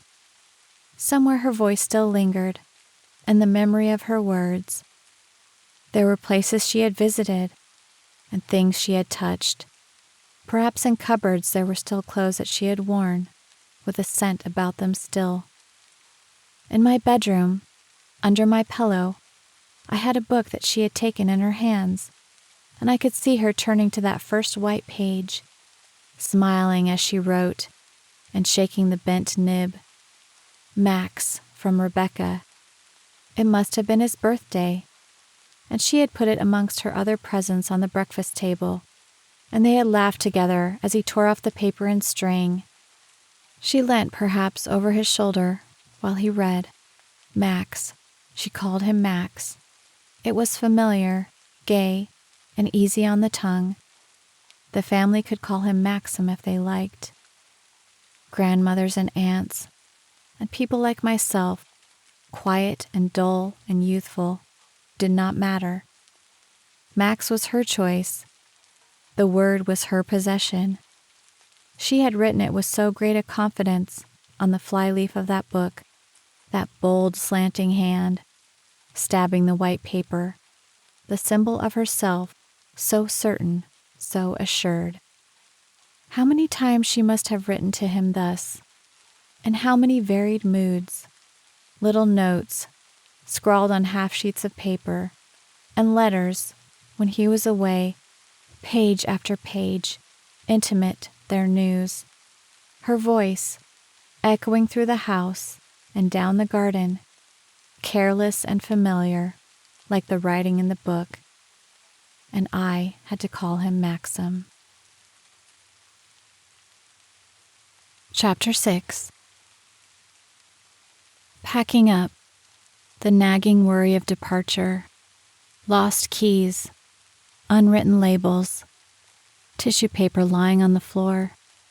I hate it all. Even now, when I have done so much of it, when I live, as the saying goes, in my boxes. Even today, when shutting drawers and flinging wide a hotel wardrobe, or the impersonal shelves of a furnished villa is a methodical matter of routine. I am aware of sadness, of a sense of loss. Here, I say, we have lived, we have been happy. This has been ours, however brief the time. Though 2 nights only have been spent beneath a roof, yet we leave something of ourselves behind. Nothing material, not a hairpin on a dressing table, not an empty bottle of aspirin tablets, not a handkerchief beneath a pillow, but something indefinable, a moment of our lives, a thought, a mood. This house has sheltered us. We spoke, we loved within those walls. That was yesterday. Today we pass on.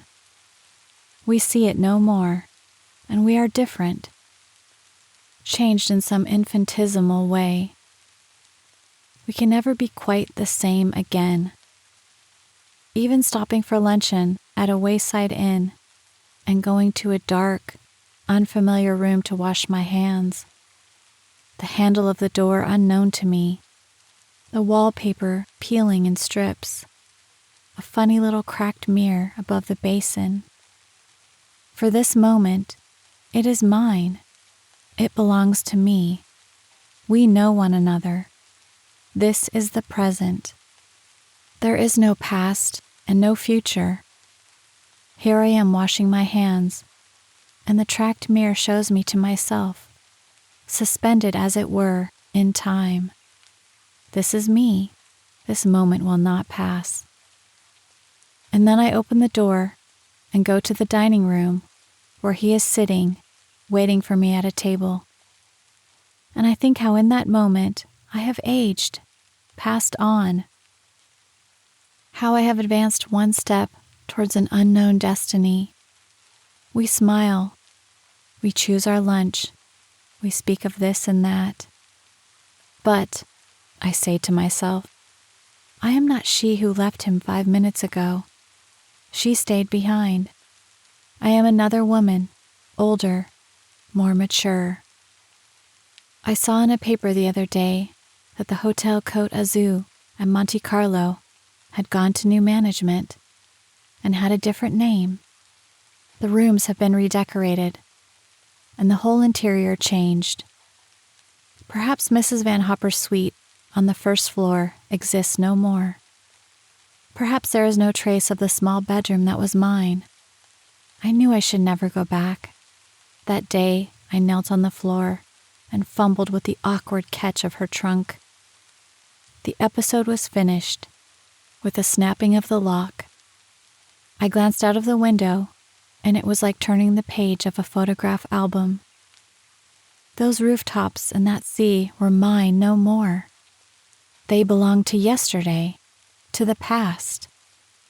The rooms already were an empty air, stripped of our possessions, and there was something hungry about the suite, as though it wished us gone, and the new arrivals, who would come tomorrow, in our place.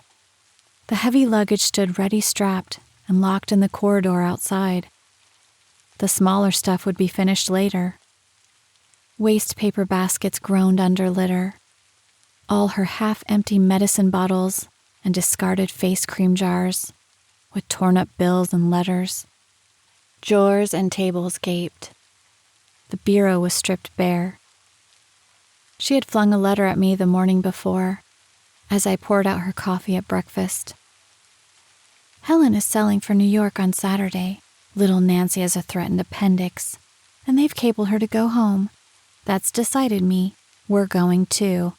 I'm tired to death of Europe, and we can come back in the early fall. How'd you like the idea of seeing New York? The thought was worse than prison.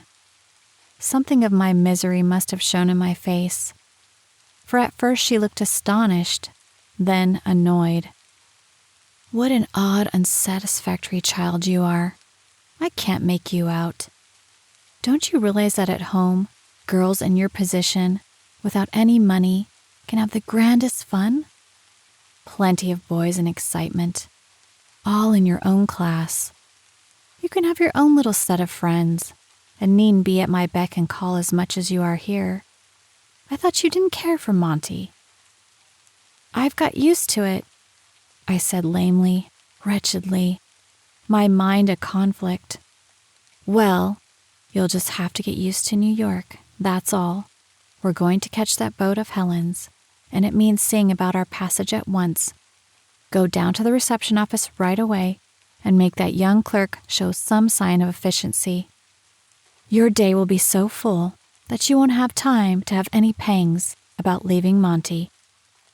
She laughed disagreeably, squishing her cigarette in the butter, and went to the telephone to ring up all her friends. I could not face the office right away. I went into the bathroom and locked the door, and sat down on the cork mat, my head in my hands. It had happened at last, the business of going away. It was all over. Tomorrow evening, I should be in the train, holding her jewel case and her rug like a maid, and she in that monstrous new hat with a single quill, dwarfed in her fur coat, sitting opposite me in the wagon-lee. We would wash and clean our teeth in that stuffy little compartment with the rattling doors, the splashed basin, the damp towel, the soap with a single hair on it, the carafe half filled with water, the inevitable notice on the wall, "Sous les lavabos se trouve un vase," while every rattle, every throb and jerk of the screaming train would tell me that the miles carried me away from him. Sitting alone in the restaurant of the hotel, at the table I had known, reading a book, not minding, not thinking. I should say goodbye to him in the lounge, perhaps, before we left, a furtive, scrambled farewell because of her. And there would be a pause, and a smile, and words like, "Yes, of course, do write," and "I've never thanked you properly for being so kind," and "You must forward those snapshots. What about your address?" "Well, I'll have to let you know." And he would light a cigarette casually, asking a passing waiter for a light, while I thought, 4.5 more minutes to go. I shall never see him again. Because I was going, because it was over, there would suddenly be nothing more to say. We would be strangers, meeting for the last and only time. While my mind clamored painfully, crying, "I love you so much. I'm terribly unhappy. This has never come to me before, and never will again." My face would be set in a prim, conventional smile. My voice would be saying, "Look at that funny old man over there. I wonder who he is. He must be new here." And we would waste the last moments laughing at a stranger, because we were already strangers to one another. I hope the snapshots come out well, repeating oneself in desperation, and he. Yes, that one of the square ought to be good. The light was just right. Having both of us gone into all that at the time, having agreed upon it, and anyway, I would not care if the result was fogged and black, because this was the last moment, the final goodbye had been attained. Well, my dreadful smile stretching across my face. Thanks most awfully once again. It's been so ripping. Using words I had never used before. Ripping? What did it mean? God knows, I did not care. It was a sort of word that schoolgirls had for hockey, wildly inappropriate to those past weeks of misery and exultation. Then the doors of the lift would open upon Mrs. Van Hopper, and I would cross the lounge to meet her, and he would stroll back again to his corner and pick up a paper. Sitting there, ridiculously, on the cork mat of the bathroom floor, I lived it all, and our journey too, and our arrival in New York, the shrill voice of Helen, a narrower edition of her mother, and Nancy, her horrid little child. The college boys at Mrs. Van Hopper would have me know, and the young bank clerks, suitable to my station. Let's make Wednesday night a date. Do you like hot music? Snub-nosed boys with shiny faces, having to be polite, and wanting to be alone with my own thoughts as I was now, locked behind the bathroom door. She came and rattled on the door. "What are you doing?" "All right, I'm sorry, I'm coming now." And I made a pretense of turning on the tap, of bustling about and folding a towel on the rail. She glanced at me curiously as I opened the door. "What time you've been. You can't afford to dream this morning, you know. There's too much to be done." He would go back to Manderley in a few weeks. I felt certain of that. There would be a great pile of letters waiting for him in the hall, and mine amongst them, scribbled on the boat. A forced letter, trying to amuse, describing my fellow passengers. It would lie about inside his blotter, and he would answer it weeks later, one Sunday morning in a hurry, before lunch, having come across it when he paid some bills, and then no more. Nothing until the final degradation of the Christmas card. Manderley itself, perhaps, against a frosted background. The message printed, saying, "A happy Christmas and a prosperous New Year from Maximilian de Winter." Gold lettering. But to be kind, he would have run his pen through the printed name and written in ink underneath, "From Maxim," as a sort of sop. and if there was space, a message. I hope you are enjoying New York. A lick of the envelope, a stamp, and tossed it in a pile of 100 others. It's too bad you were leaving tomorrow, said the reception clerk, telephone in hand. The ballet starts next week, you know. Does Mrs. Van Hopper know? I dragged myself back from Christmas at Manderley to the realities of the Wagonly. Mrs. Van Hopper lunched in the restaurant for the first time since her influenza, and I had a pain in the pit of my stomach as I followed her into the room. He had gone to Cannes for the day, that much I knew, for he had warned me the day before, but I kept thinking the waiter might commit an indiscretion and say, "Will Mademoiselle be dining with Monsieur tonight as usual?" I felt a little sick whenever he came near the table, but he said nothing. The day was spent in packing, and in the evening people came to say goodbye. We dined in the sitting room, and she went to bed directly afterwards. Still, I had not seen him. I went down to the lounge about 9:30 on the pretext of getting luggage labels, and he was not there.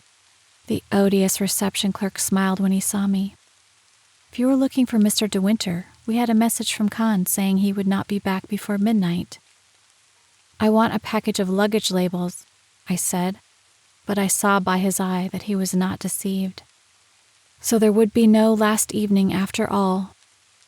The hour I had looked forward to all day must be spent by myself, alone, in my own bedroom, gazing at my Revelation suitcase and the stout hold-all. Perhaps it was just as well, for I should have made a poor companion, and he must have read my face. I know I cried that night, bitter, youthful tears that could not come from me today. That kind of crying, deep into a pillow, does not happen after we are 21. The throbbing head, the swollen eyes, the tight, contracted throat, and the wild anxiety in the morning to hide all traces from the world.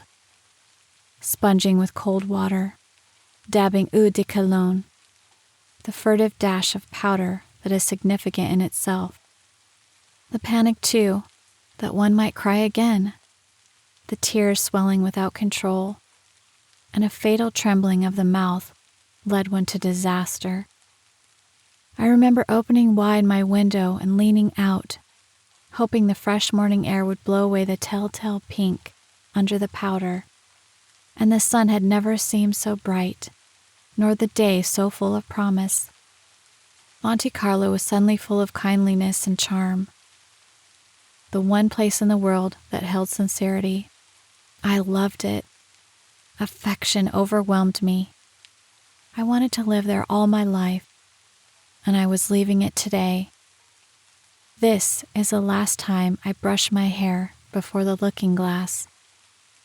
The last time I shall clean my teeth into the basin. Never again sleep in that bed. Never more turn off the switch of that electric light. There I was, padding about in a dressing gown, making a slough of sentiment out of a commonplace hotel bedroom. "You haven't started a cold, have you?" she said at breakfast. "No," I told her. "I don't think so." Clutching at a straw, for this might serve as an excuse later, if I was over pink about the eyes. "I hate hanging about once everything is packed," she grumbled. "We ought to have decided on the earlier train. We could get it if we made the effort, and then have longer in Paris. Wire Helen not to meet us, but arrange another rendezvous. I wonder," she glanced at her watch, "I suppose they could change the reservations. Anyway, it's worth trying. Go down to the office and see."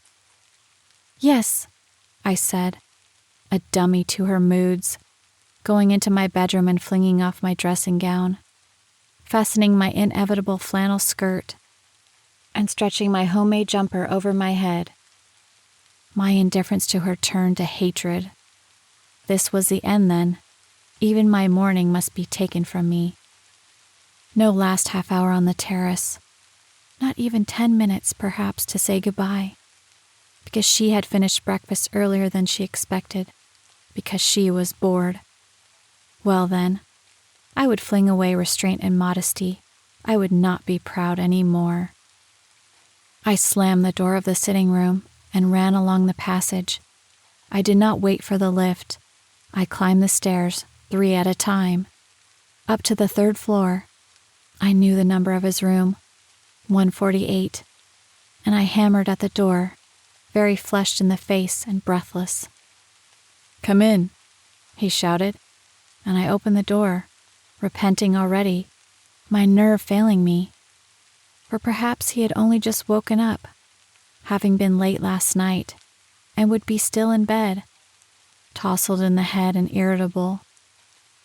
He was shaving by the open window, a camel hair jacket over his pajamas, and I, in my flannel suit and heavy shoes, felt clumsy and overdressed. I was merely foolish when I had felt myself dramatic. "What do you want?" he said. "Is something the matter?"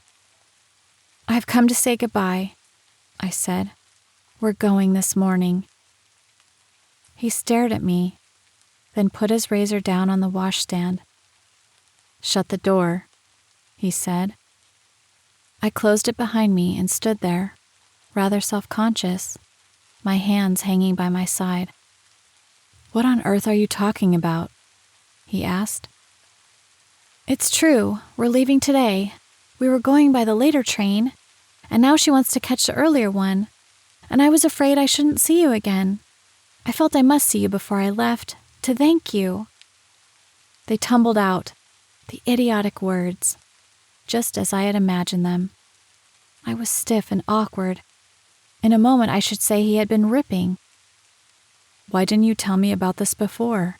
he said. "She only decided yesterday. It was all done in a hurry. Her daughter sails for New York on Saturday, and we are going with her. We're joining her in Paris and going through to Cherbourg." "She's taking you with her to New York?" "Yes, and I don't want to go. I shall hate it. I shall be miserable." "Why in heaven's name go with her then?" "I have to, you know that. I work for a salary. I can't afford to leave her." He picked up his razor again and took the soap off his face. "Sit down," he said. "I shan't be long. I'll dress in the bathroom and be ready in 5 minutes." He took his clothes off the chair and threw them on the bathroom floor and went inside, slamming the door. I sat down on the bed and began biting my nails.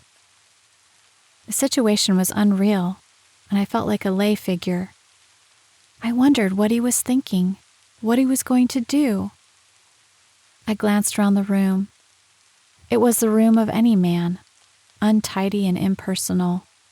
Lots of shoes, more than ever were needed, and strings of ties. The dressing table was bare, except for a large bottle of hair wash and a pair of ivory hairbrushes. No photographs, no snapshots, nothing like that. Instinctively I looked for them, thinking there would be one photograph at least beside his bed or in the middle of the mantelpiece. One large one in a leather frame. There were only books, though, and a box of cigarettes. He was ready, as he had promised, in 5 minutes. "Come down to the terrace while I eat my breakfast," he said. I looked at my watch. "I haven't time," I told him.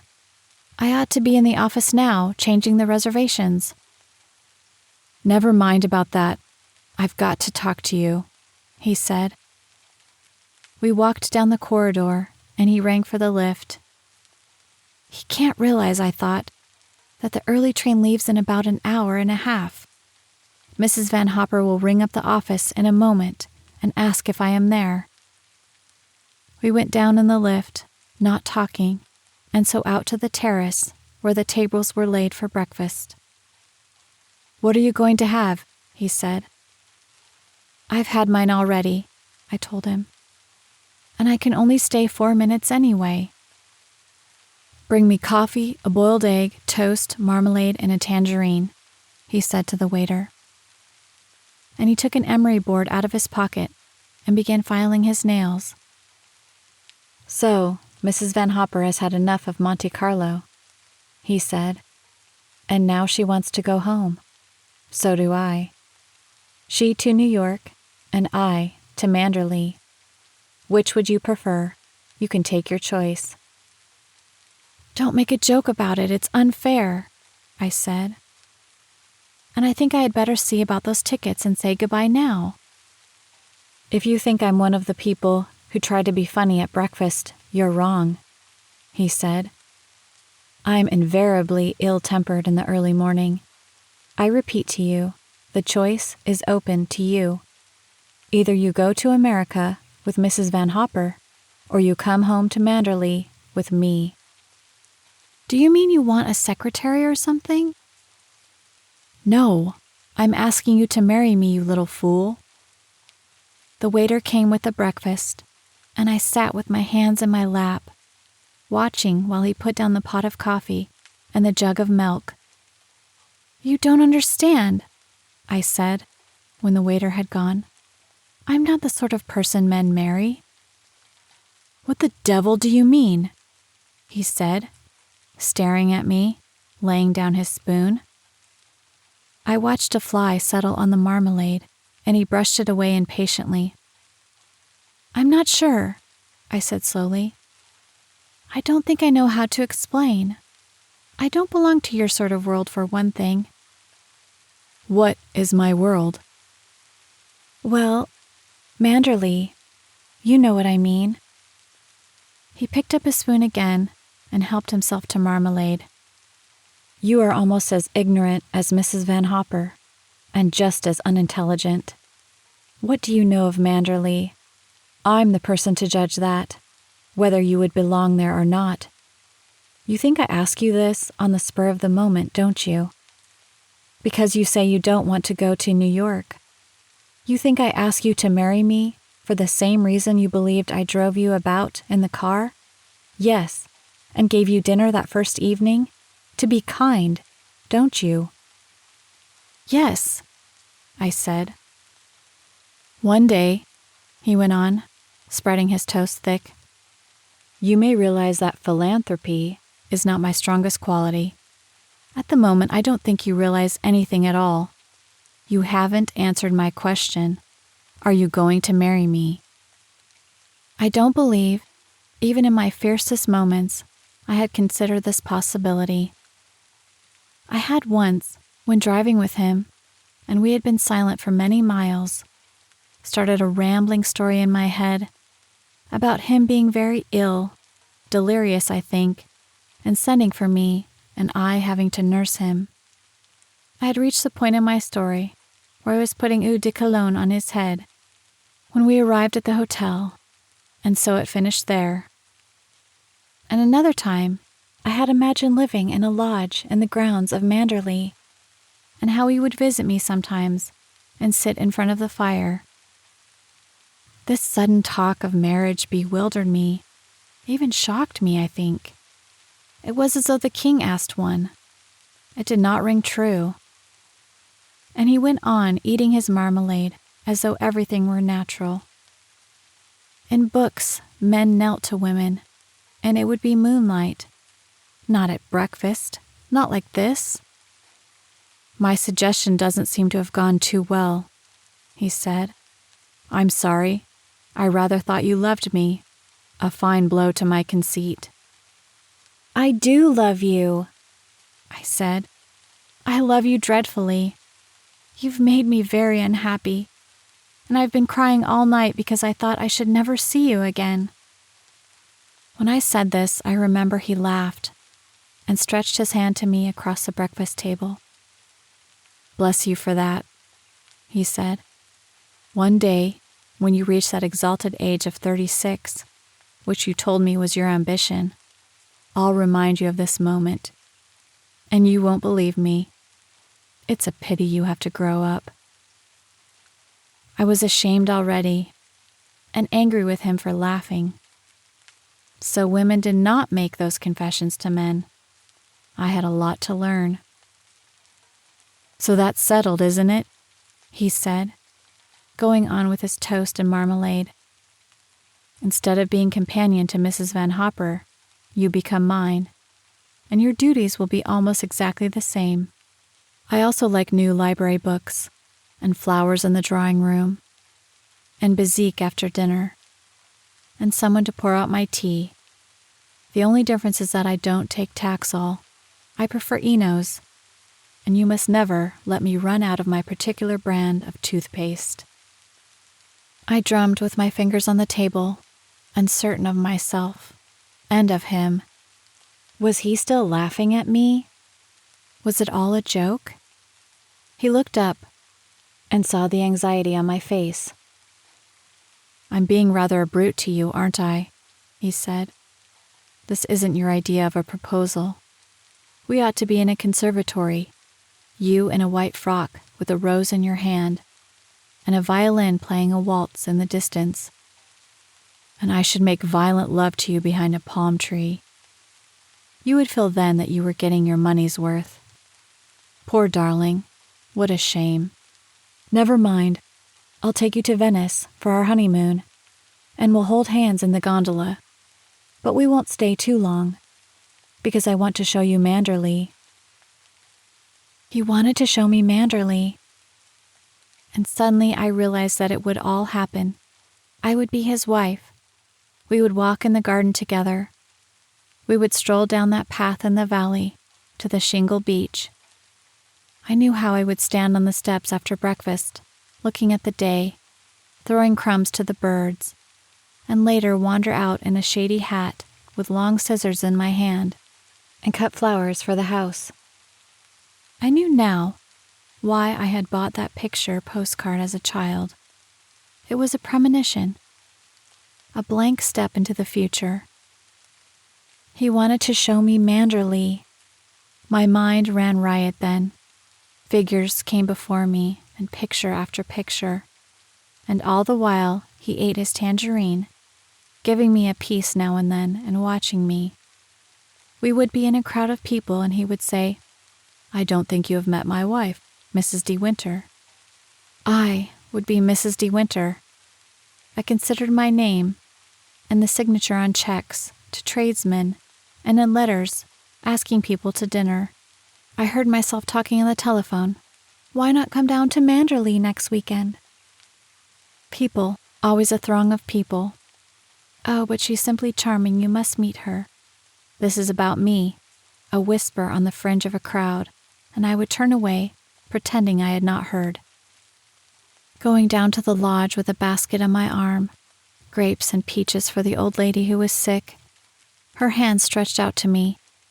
"The Lord bless you, madam, for being so good," and my saying, "Just send up to the house for anything you want." Mrs. De Winter. I would be Mrs. De Winter.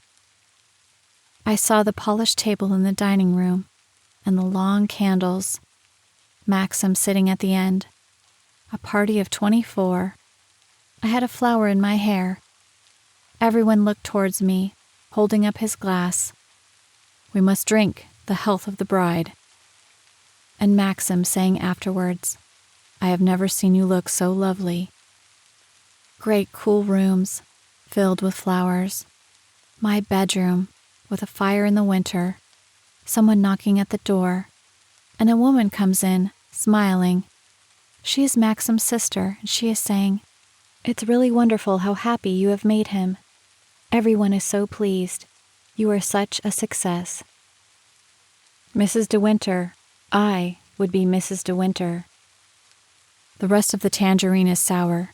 I shouldn't eat it," he said, and I stared at him, the words going slowly to my head, then looked down at the fruit on my plate. The quarter was hard and pale. He was right. The tangerine was very sour. I had a sharp, bitter taste in my mouth, and I had only just noticed it. "Am I going to break the news to Mrs. Van Hopper, or are you?" he said. He was folding up his napkin, pushing back his plate, and I wondered how it was he spoke so casually, as though the matter was of little consequence, a mere adjustment of plans, whereas to me it was a bombshell, exploding in 1,000 fragments. "You tell her," I said. "She'll be so angry." We got up from the table, I excited and flushed, trembling already in anticipation. I wondered if he would tell the waiter, take my arm smilingly and say, "You must congratulate us. Mademoiselle and I are going to be married." And all the other waiters would hear, would bow to us, would smile, and we would pass into the lounge, a wave of excitement following us, a flutter of expectation. But he said nothing. He left the terrace without a word, and I followed him to the lift. We passed the reception desk, and no one even looked at us. The clerk was busy with a sheaf of papers. He was talking over his shoulder to his junior. He does not know, I thought, that I am going to be Mrs. De Winter. I am going to live at Manderley. Manderley will belong to me. We went up in the lift to the first floor, and so along the passage. He took my hand and swung it as we went along. "Does 42 seem very old to you?" he said.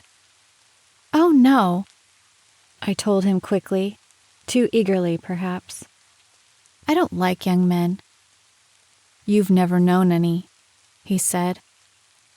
We came to the door of the suite. "I think I had better deal with this alone," he said. "Tell me something. Do you mind how soon you marry me? You don't want a trousseau, do you? Or any of that nonsense? Because the whole thing can be so easily arranged in a few days. Over a desk, with a license, and then off in the car to Venice or anywhere you fancy." "Not in a church?" I asked. "Not in white, with bridesmaids and bells and choir boys? What about your relations and all your friends?" "You forget," he said. "I had that sort of wedding before."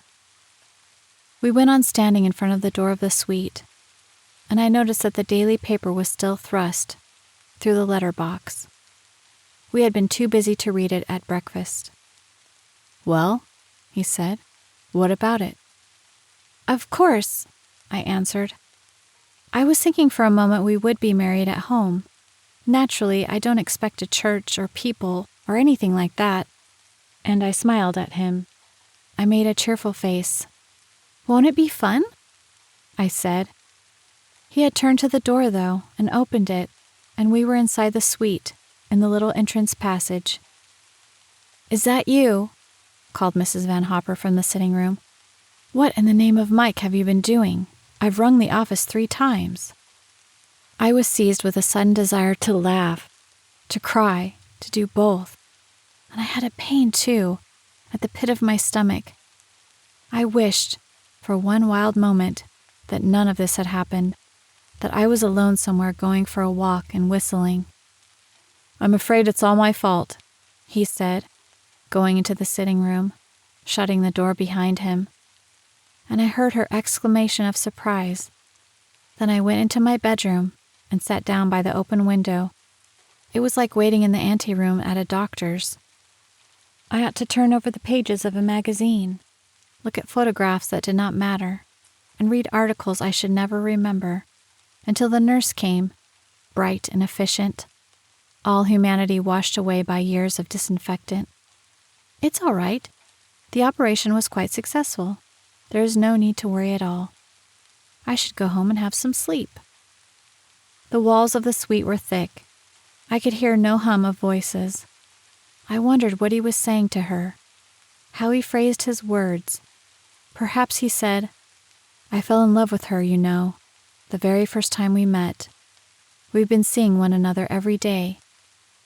And she, in answer, "Why, Mr. De Winter, it's quite the most romantic thing I've ever heard." Romantic, that was a word I had tried to remember, coming up in the lift. Yes, of course, romantic. That was what people would say. It was all very sudden and romantic. They suddenly decided to get married, and there it was. Such an adventure. I smiled to myself as I hugged my knees on the window seat, thinking how wonderful it was, how happy I was going to be. I was to marry the man I loved. I was to be Mrs. De Winter. It was foolish to go on having that pain in the pit of my stomach when I was so happy. Nerves, of course. Waiting like this, the doctor's anteroom. It would have been better after all. More natural, surely, to have gone into the sitting room hand in hand, laughing, smiling at one another, and for him to say, "We're going to be married. We're very much in love." In love? He had not said anything yet about being in love. No time, perhaps. It was all so hurried at the breakfast table. Marmalade and coffee and that tangerine. No time. The tangerine was very bitter. No, he had not said anything about being in love, just that we would be married. Short and definite, very original. Original proposals were much better, more genuine. Not like other people. Not like younger men who talked nonsense, probably. Not meaning half they said. Not like younger men being very incoherent, very passionate, swearing impossibilities. Not like him the first time, asking Rebecca. I must not think of that. Put it away. A thought forbidden, prompted by demons. Get thee behind me, Satan. I must never think about that. Never, never, never. He loves me. He wants to show me Manderley. Would they ever have done with our talking? Would they ever call me into the room? There was the book of poems lying beside my bed. He had forgotten he had ever lent them to me. They could not mean much to him then. Go on, whispered the demon. Open the title page. That's what you want to do, isn't it? Open the title page. Nonsense, I said. I'm only going to put the book with the rest of the things. I yawned. I wandered to the table beside the bed. I picked up the book. I caught my foot in the flex of the bedside lamp and stumbled, the book falling from my hands onto the floor. It fell open at the title page. Max from Rebecca. She was dead, and one must not have thoughts about the dead. They slept in peace. The grass blew over their graves. How alive was her writing, though. How full of force. Those curious sloping letters, the blob of ink. Done yesterday. It was just as if it had been written yesterday. I took my nail scissors from the dressing case and cut the page, looking over my shoulder like a criminal. I cut the page right out of the book. I left no jagged edges, and the book looked white and clean when the page was gone. A new book that had not been touched. I tore the page up in many little fragments and threw them into the waste paper basket. Then I went and sat on the window seat again. But I kept thinking of the torn scraps in the basket. And after a moment, I had to get up and look in the basket once more. Even now the ink stood up on the fragments thick and black. The writing was not destroyed. I took a box of matches and set fire to the fragments. The flame had a lovely light, staining the paper, curling the edges, making the slanting writing impossible to distinguish. The fragments fluttered to gray ashes. The letter R was the last to go. It twisted in the flames. It curled outwards for a moment, becoming larger than ever. Then it crumpled too. The flame destroyed it. It was not ashes even. It was feathery dust. I went and washed my hands in the basin. I felt better, much better. I had the clean new feeling that one has when the calendar is hung on the wall at the beginning of the year, January the 1st. I was aware of the same freshness, the same gay confidence. The door opened, and he came into the room. All's well. he said. Jacques made her speechless at first, but she's beginning to recover, so I'm going downstairs to the office to make certain she will catch the first train. For a moment she wavered. I think she had hopes of acting witness at the wedding, but I was very firm. Go and talk to her. He said nothing about being glad, about being happy. He did not take my arm and go into the sitting room with me. He smiled and waved his hand and went off down the corridor alone. I went to Mrs. Van Hopper, uncertain, rather self-conscious, like a maid who has handed in her notice through a friend. She was standing by the window, smoking a cigarette, an odd, dumpy little figure I should not see again. Her coat stretched tight over her large breasts, her ridiculous hat perched sideways on her head. "Well," she said, her voice dry and hard. Not the voice she would have used to him. "I suppose I've got to hand it to you for a double-time worker. Still waters certainly run deep in your case. How did you manage it?" I did not know what to answer. I did not like her smile. "It was a lucky thing for you I had the influenza," she said. "I realize now how you spent your days, and why you were so forgetful. Tennis lessons, my eye. You might have told me, you know." "I'm sorry," I said. She looked at me curiously. She ran her eyes over my figure. "And he tells me he wants to marry you in a few days. Lucky again for you that you haven't a family to ask questions. Well, it's nothing to do with me anymore. I wash my hands of the whole affair. I rather wonder what his friends will think, but I suppose that's up to him. You realize he's years older than you." "He's only 42, I said, "and I'm old for my age." She laughed. She dropped cigarette ash on the floor. "You certainly are," she said. She went on looking at me in a way she had never done before, appraising me, running her eyes over my points like a judge at a cattle show. There was something inquisitive about her eyes, something unpleasant. "Tell me," she said, intimate, a friend to a friend. "Have you been doing anything you shouldn't?" She was like Blaze, the dressmaker, who had offered me that 10%.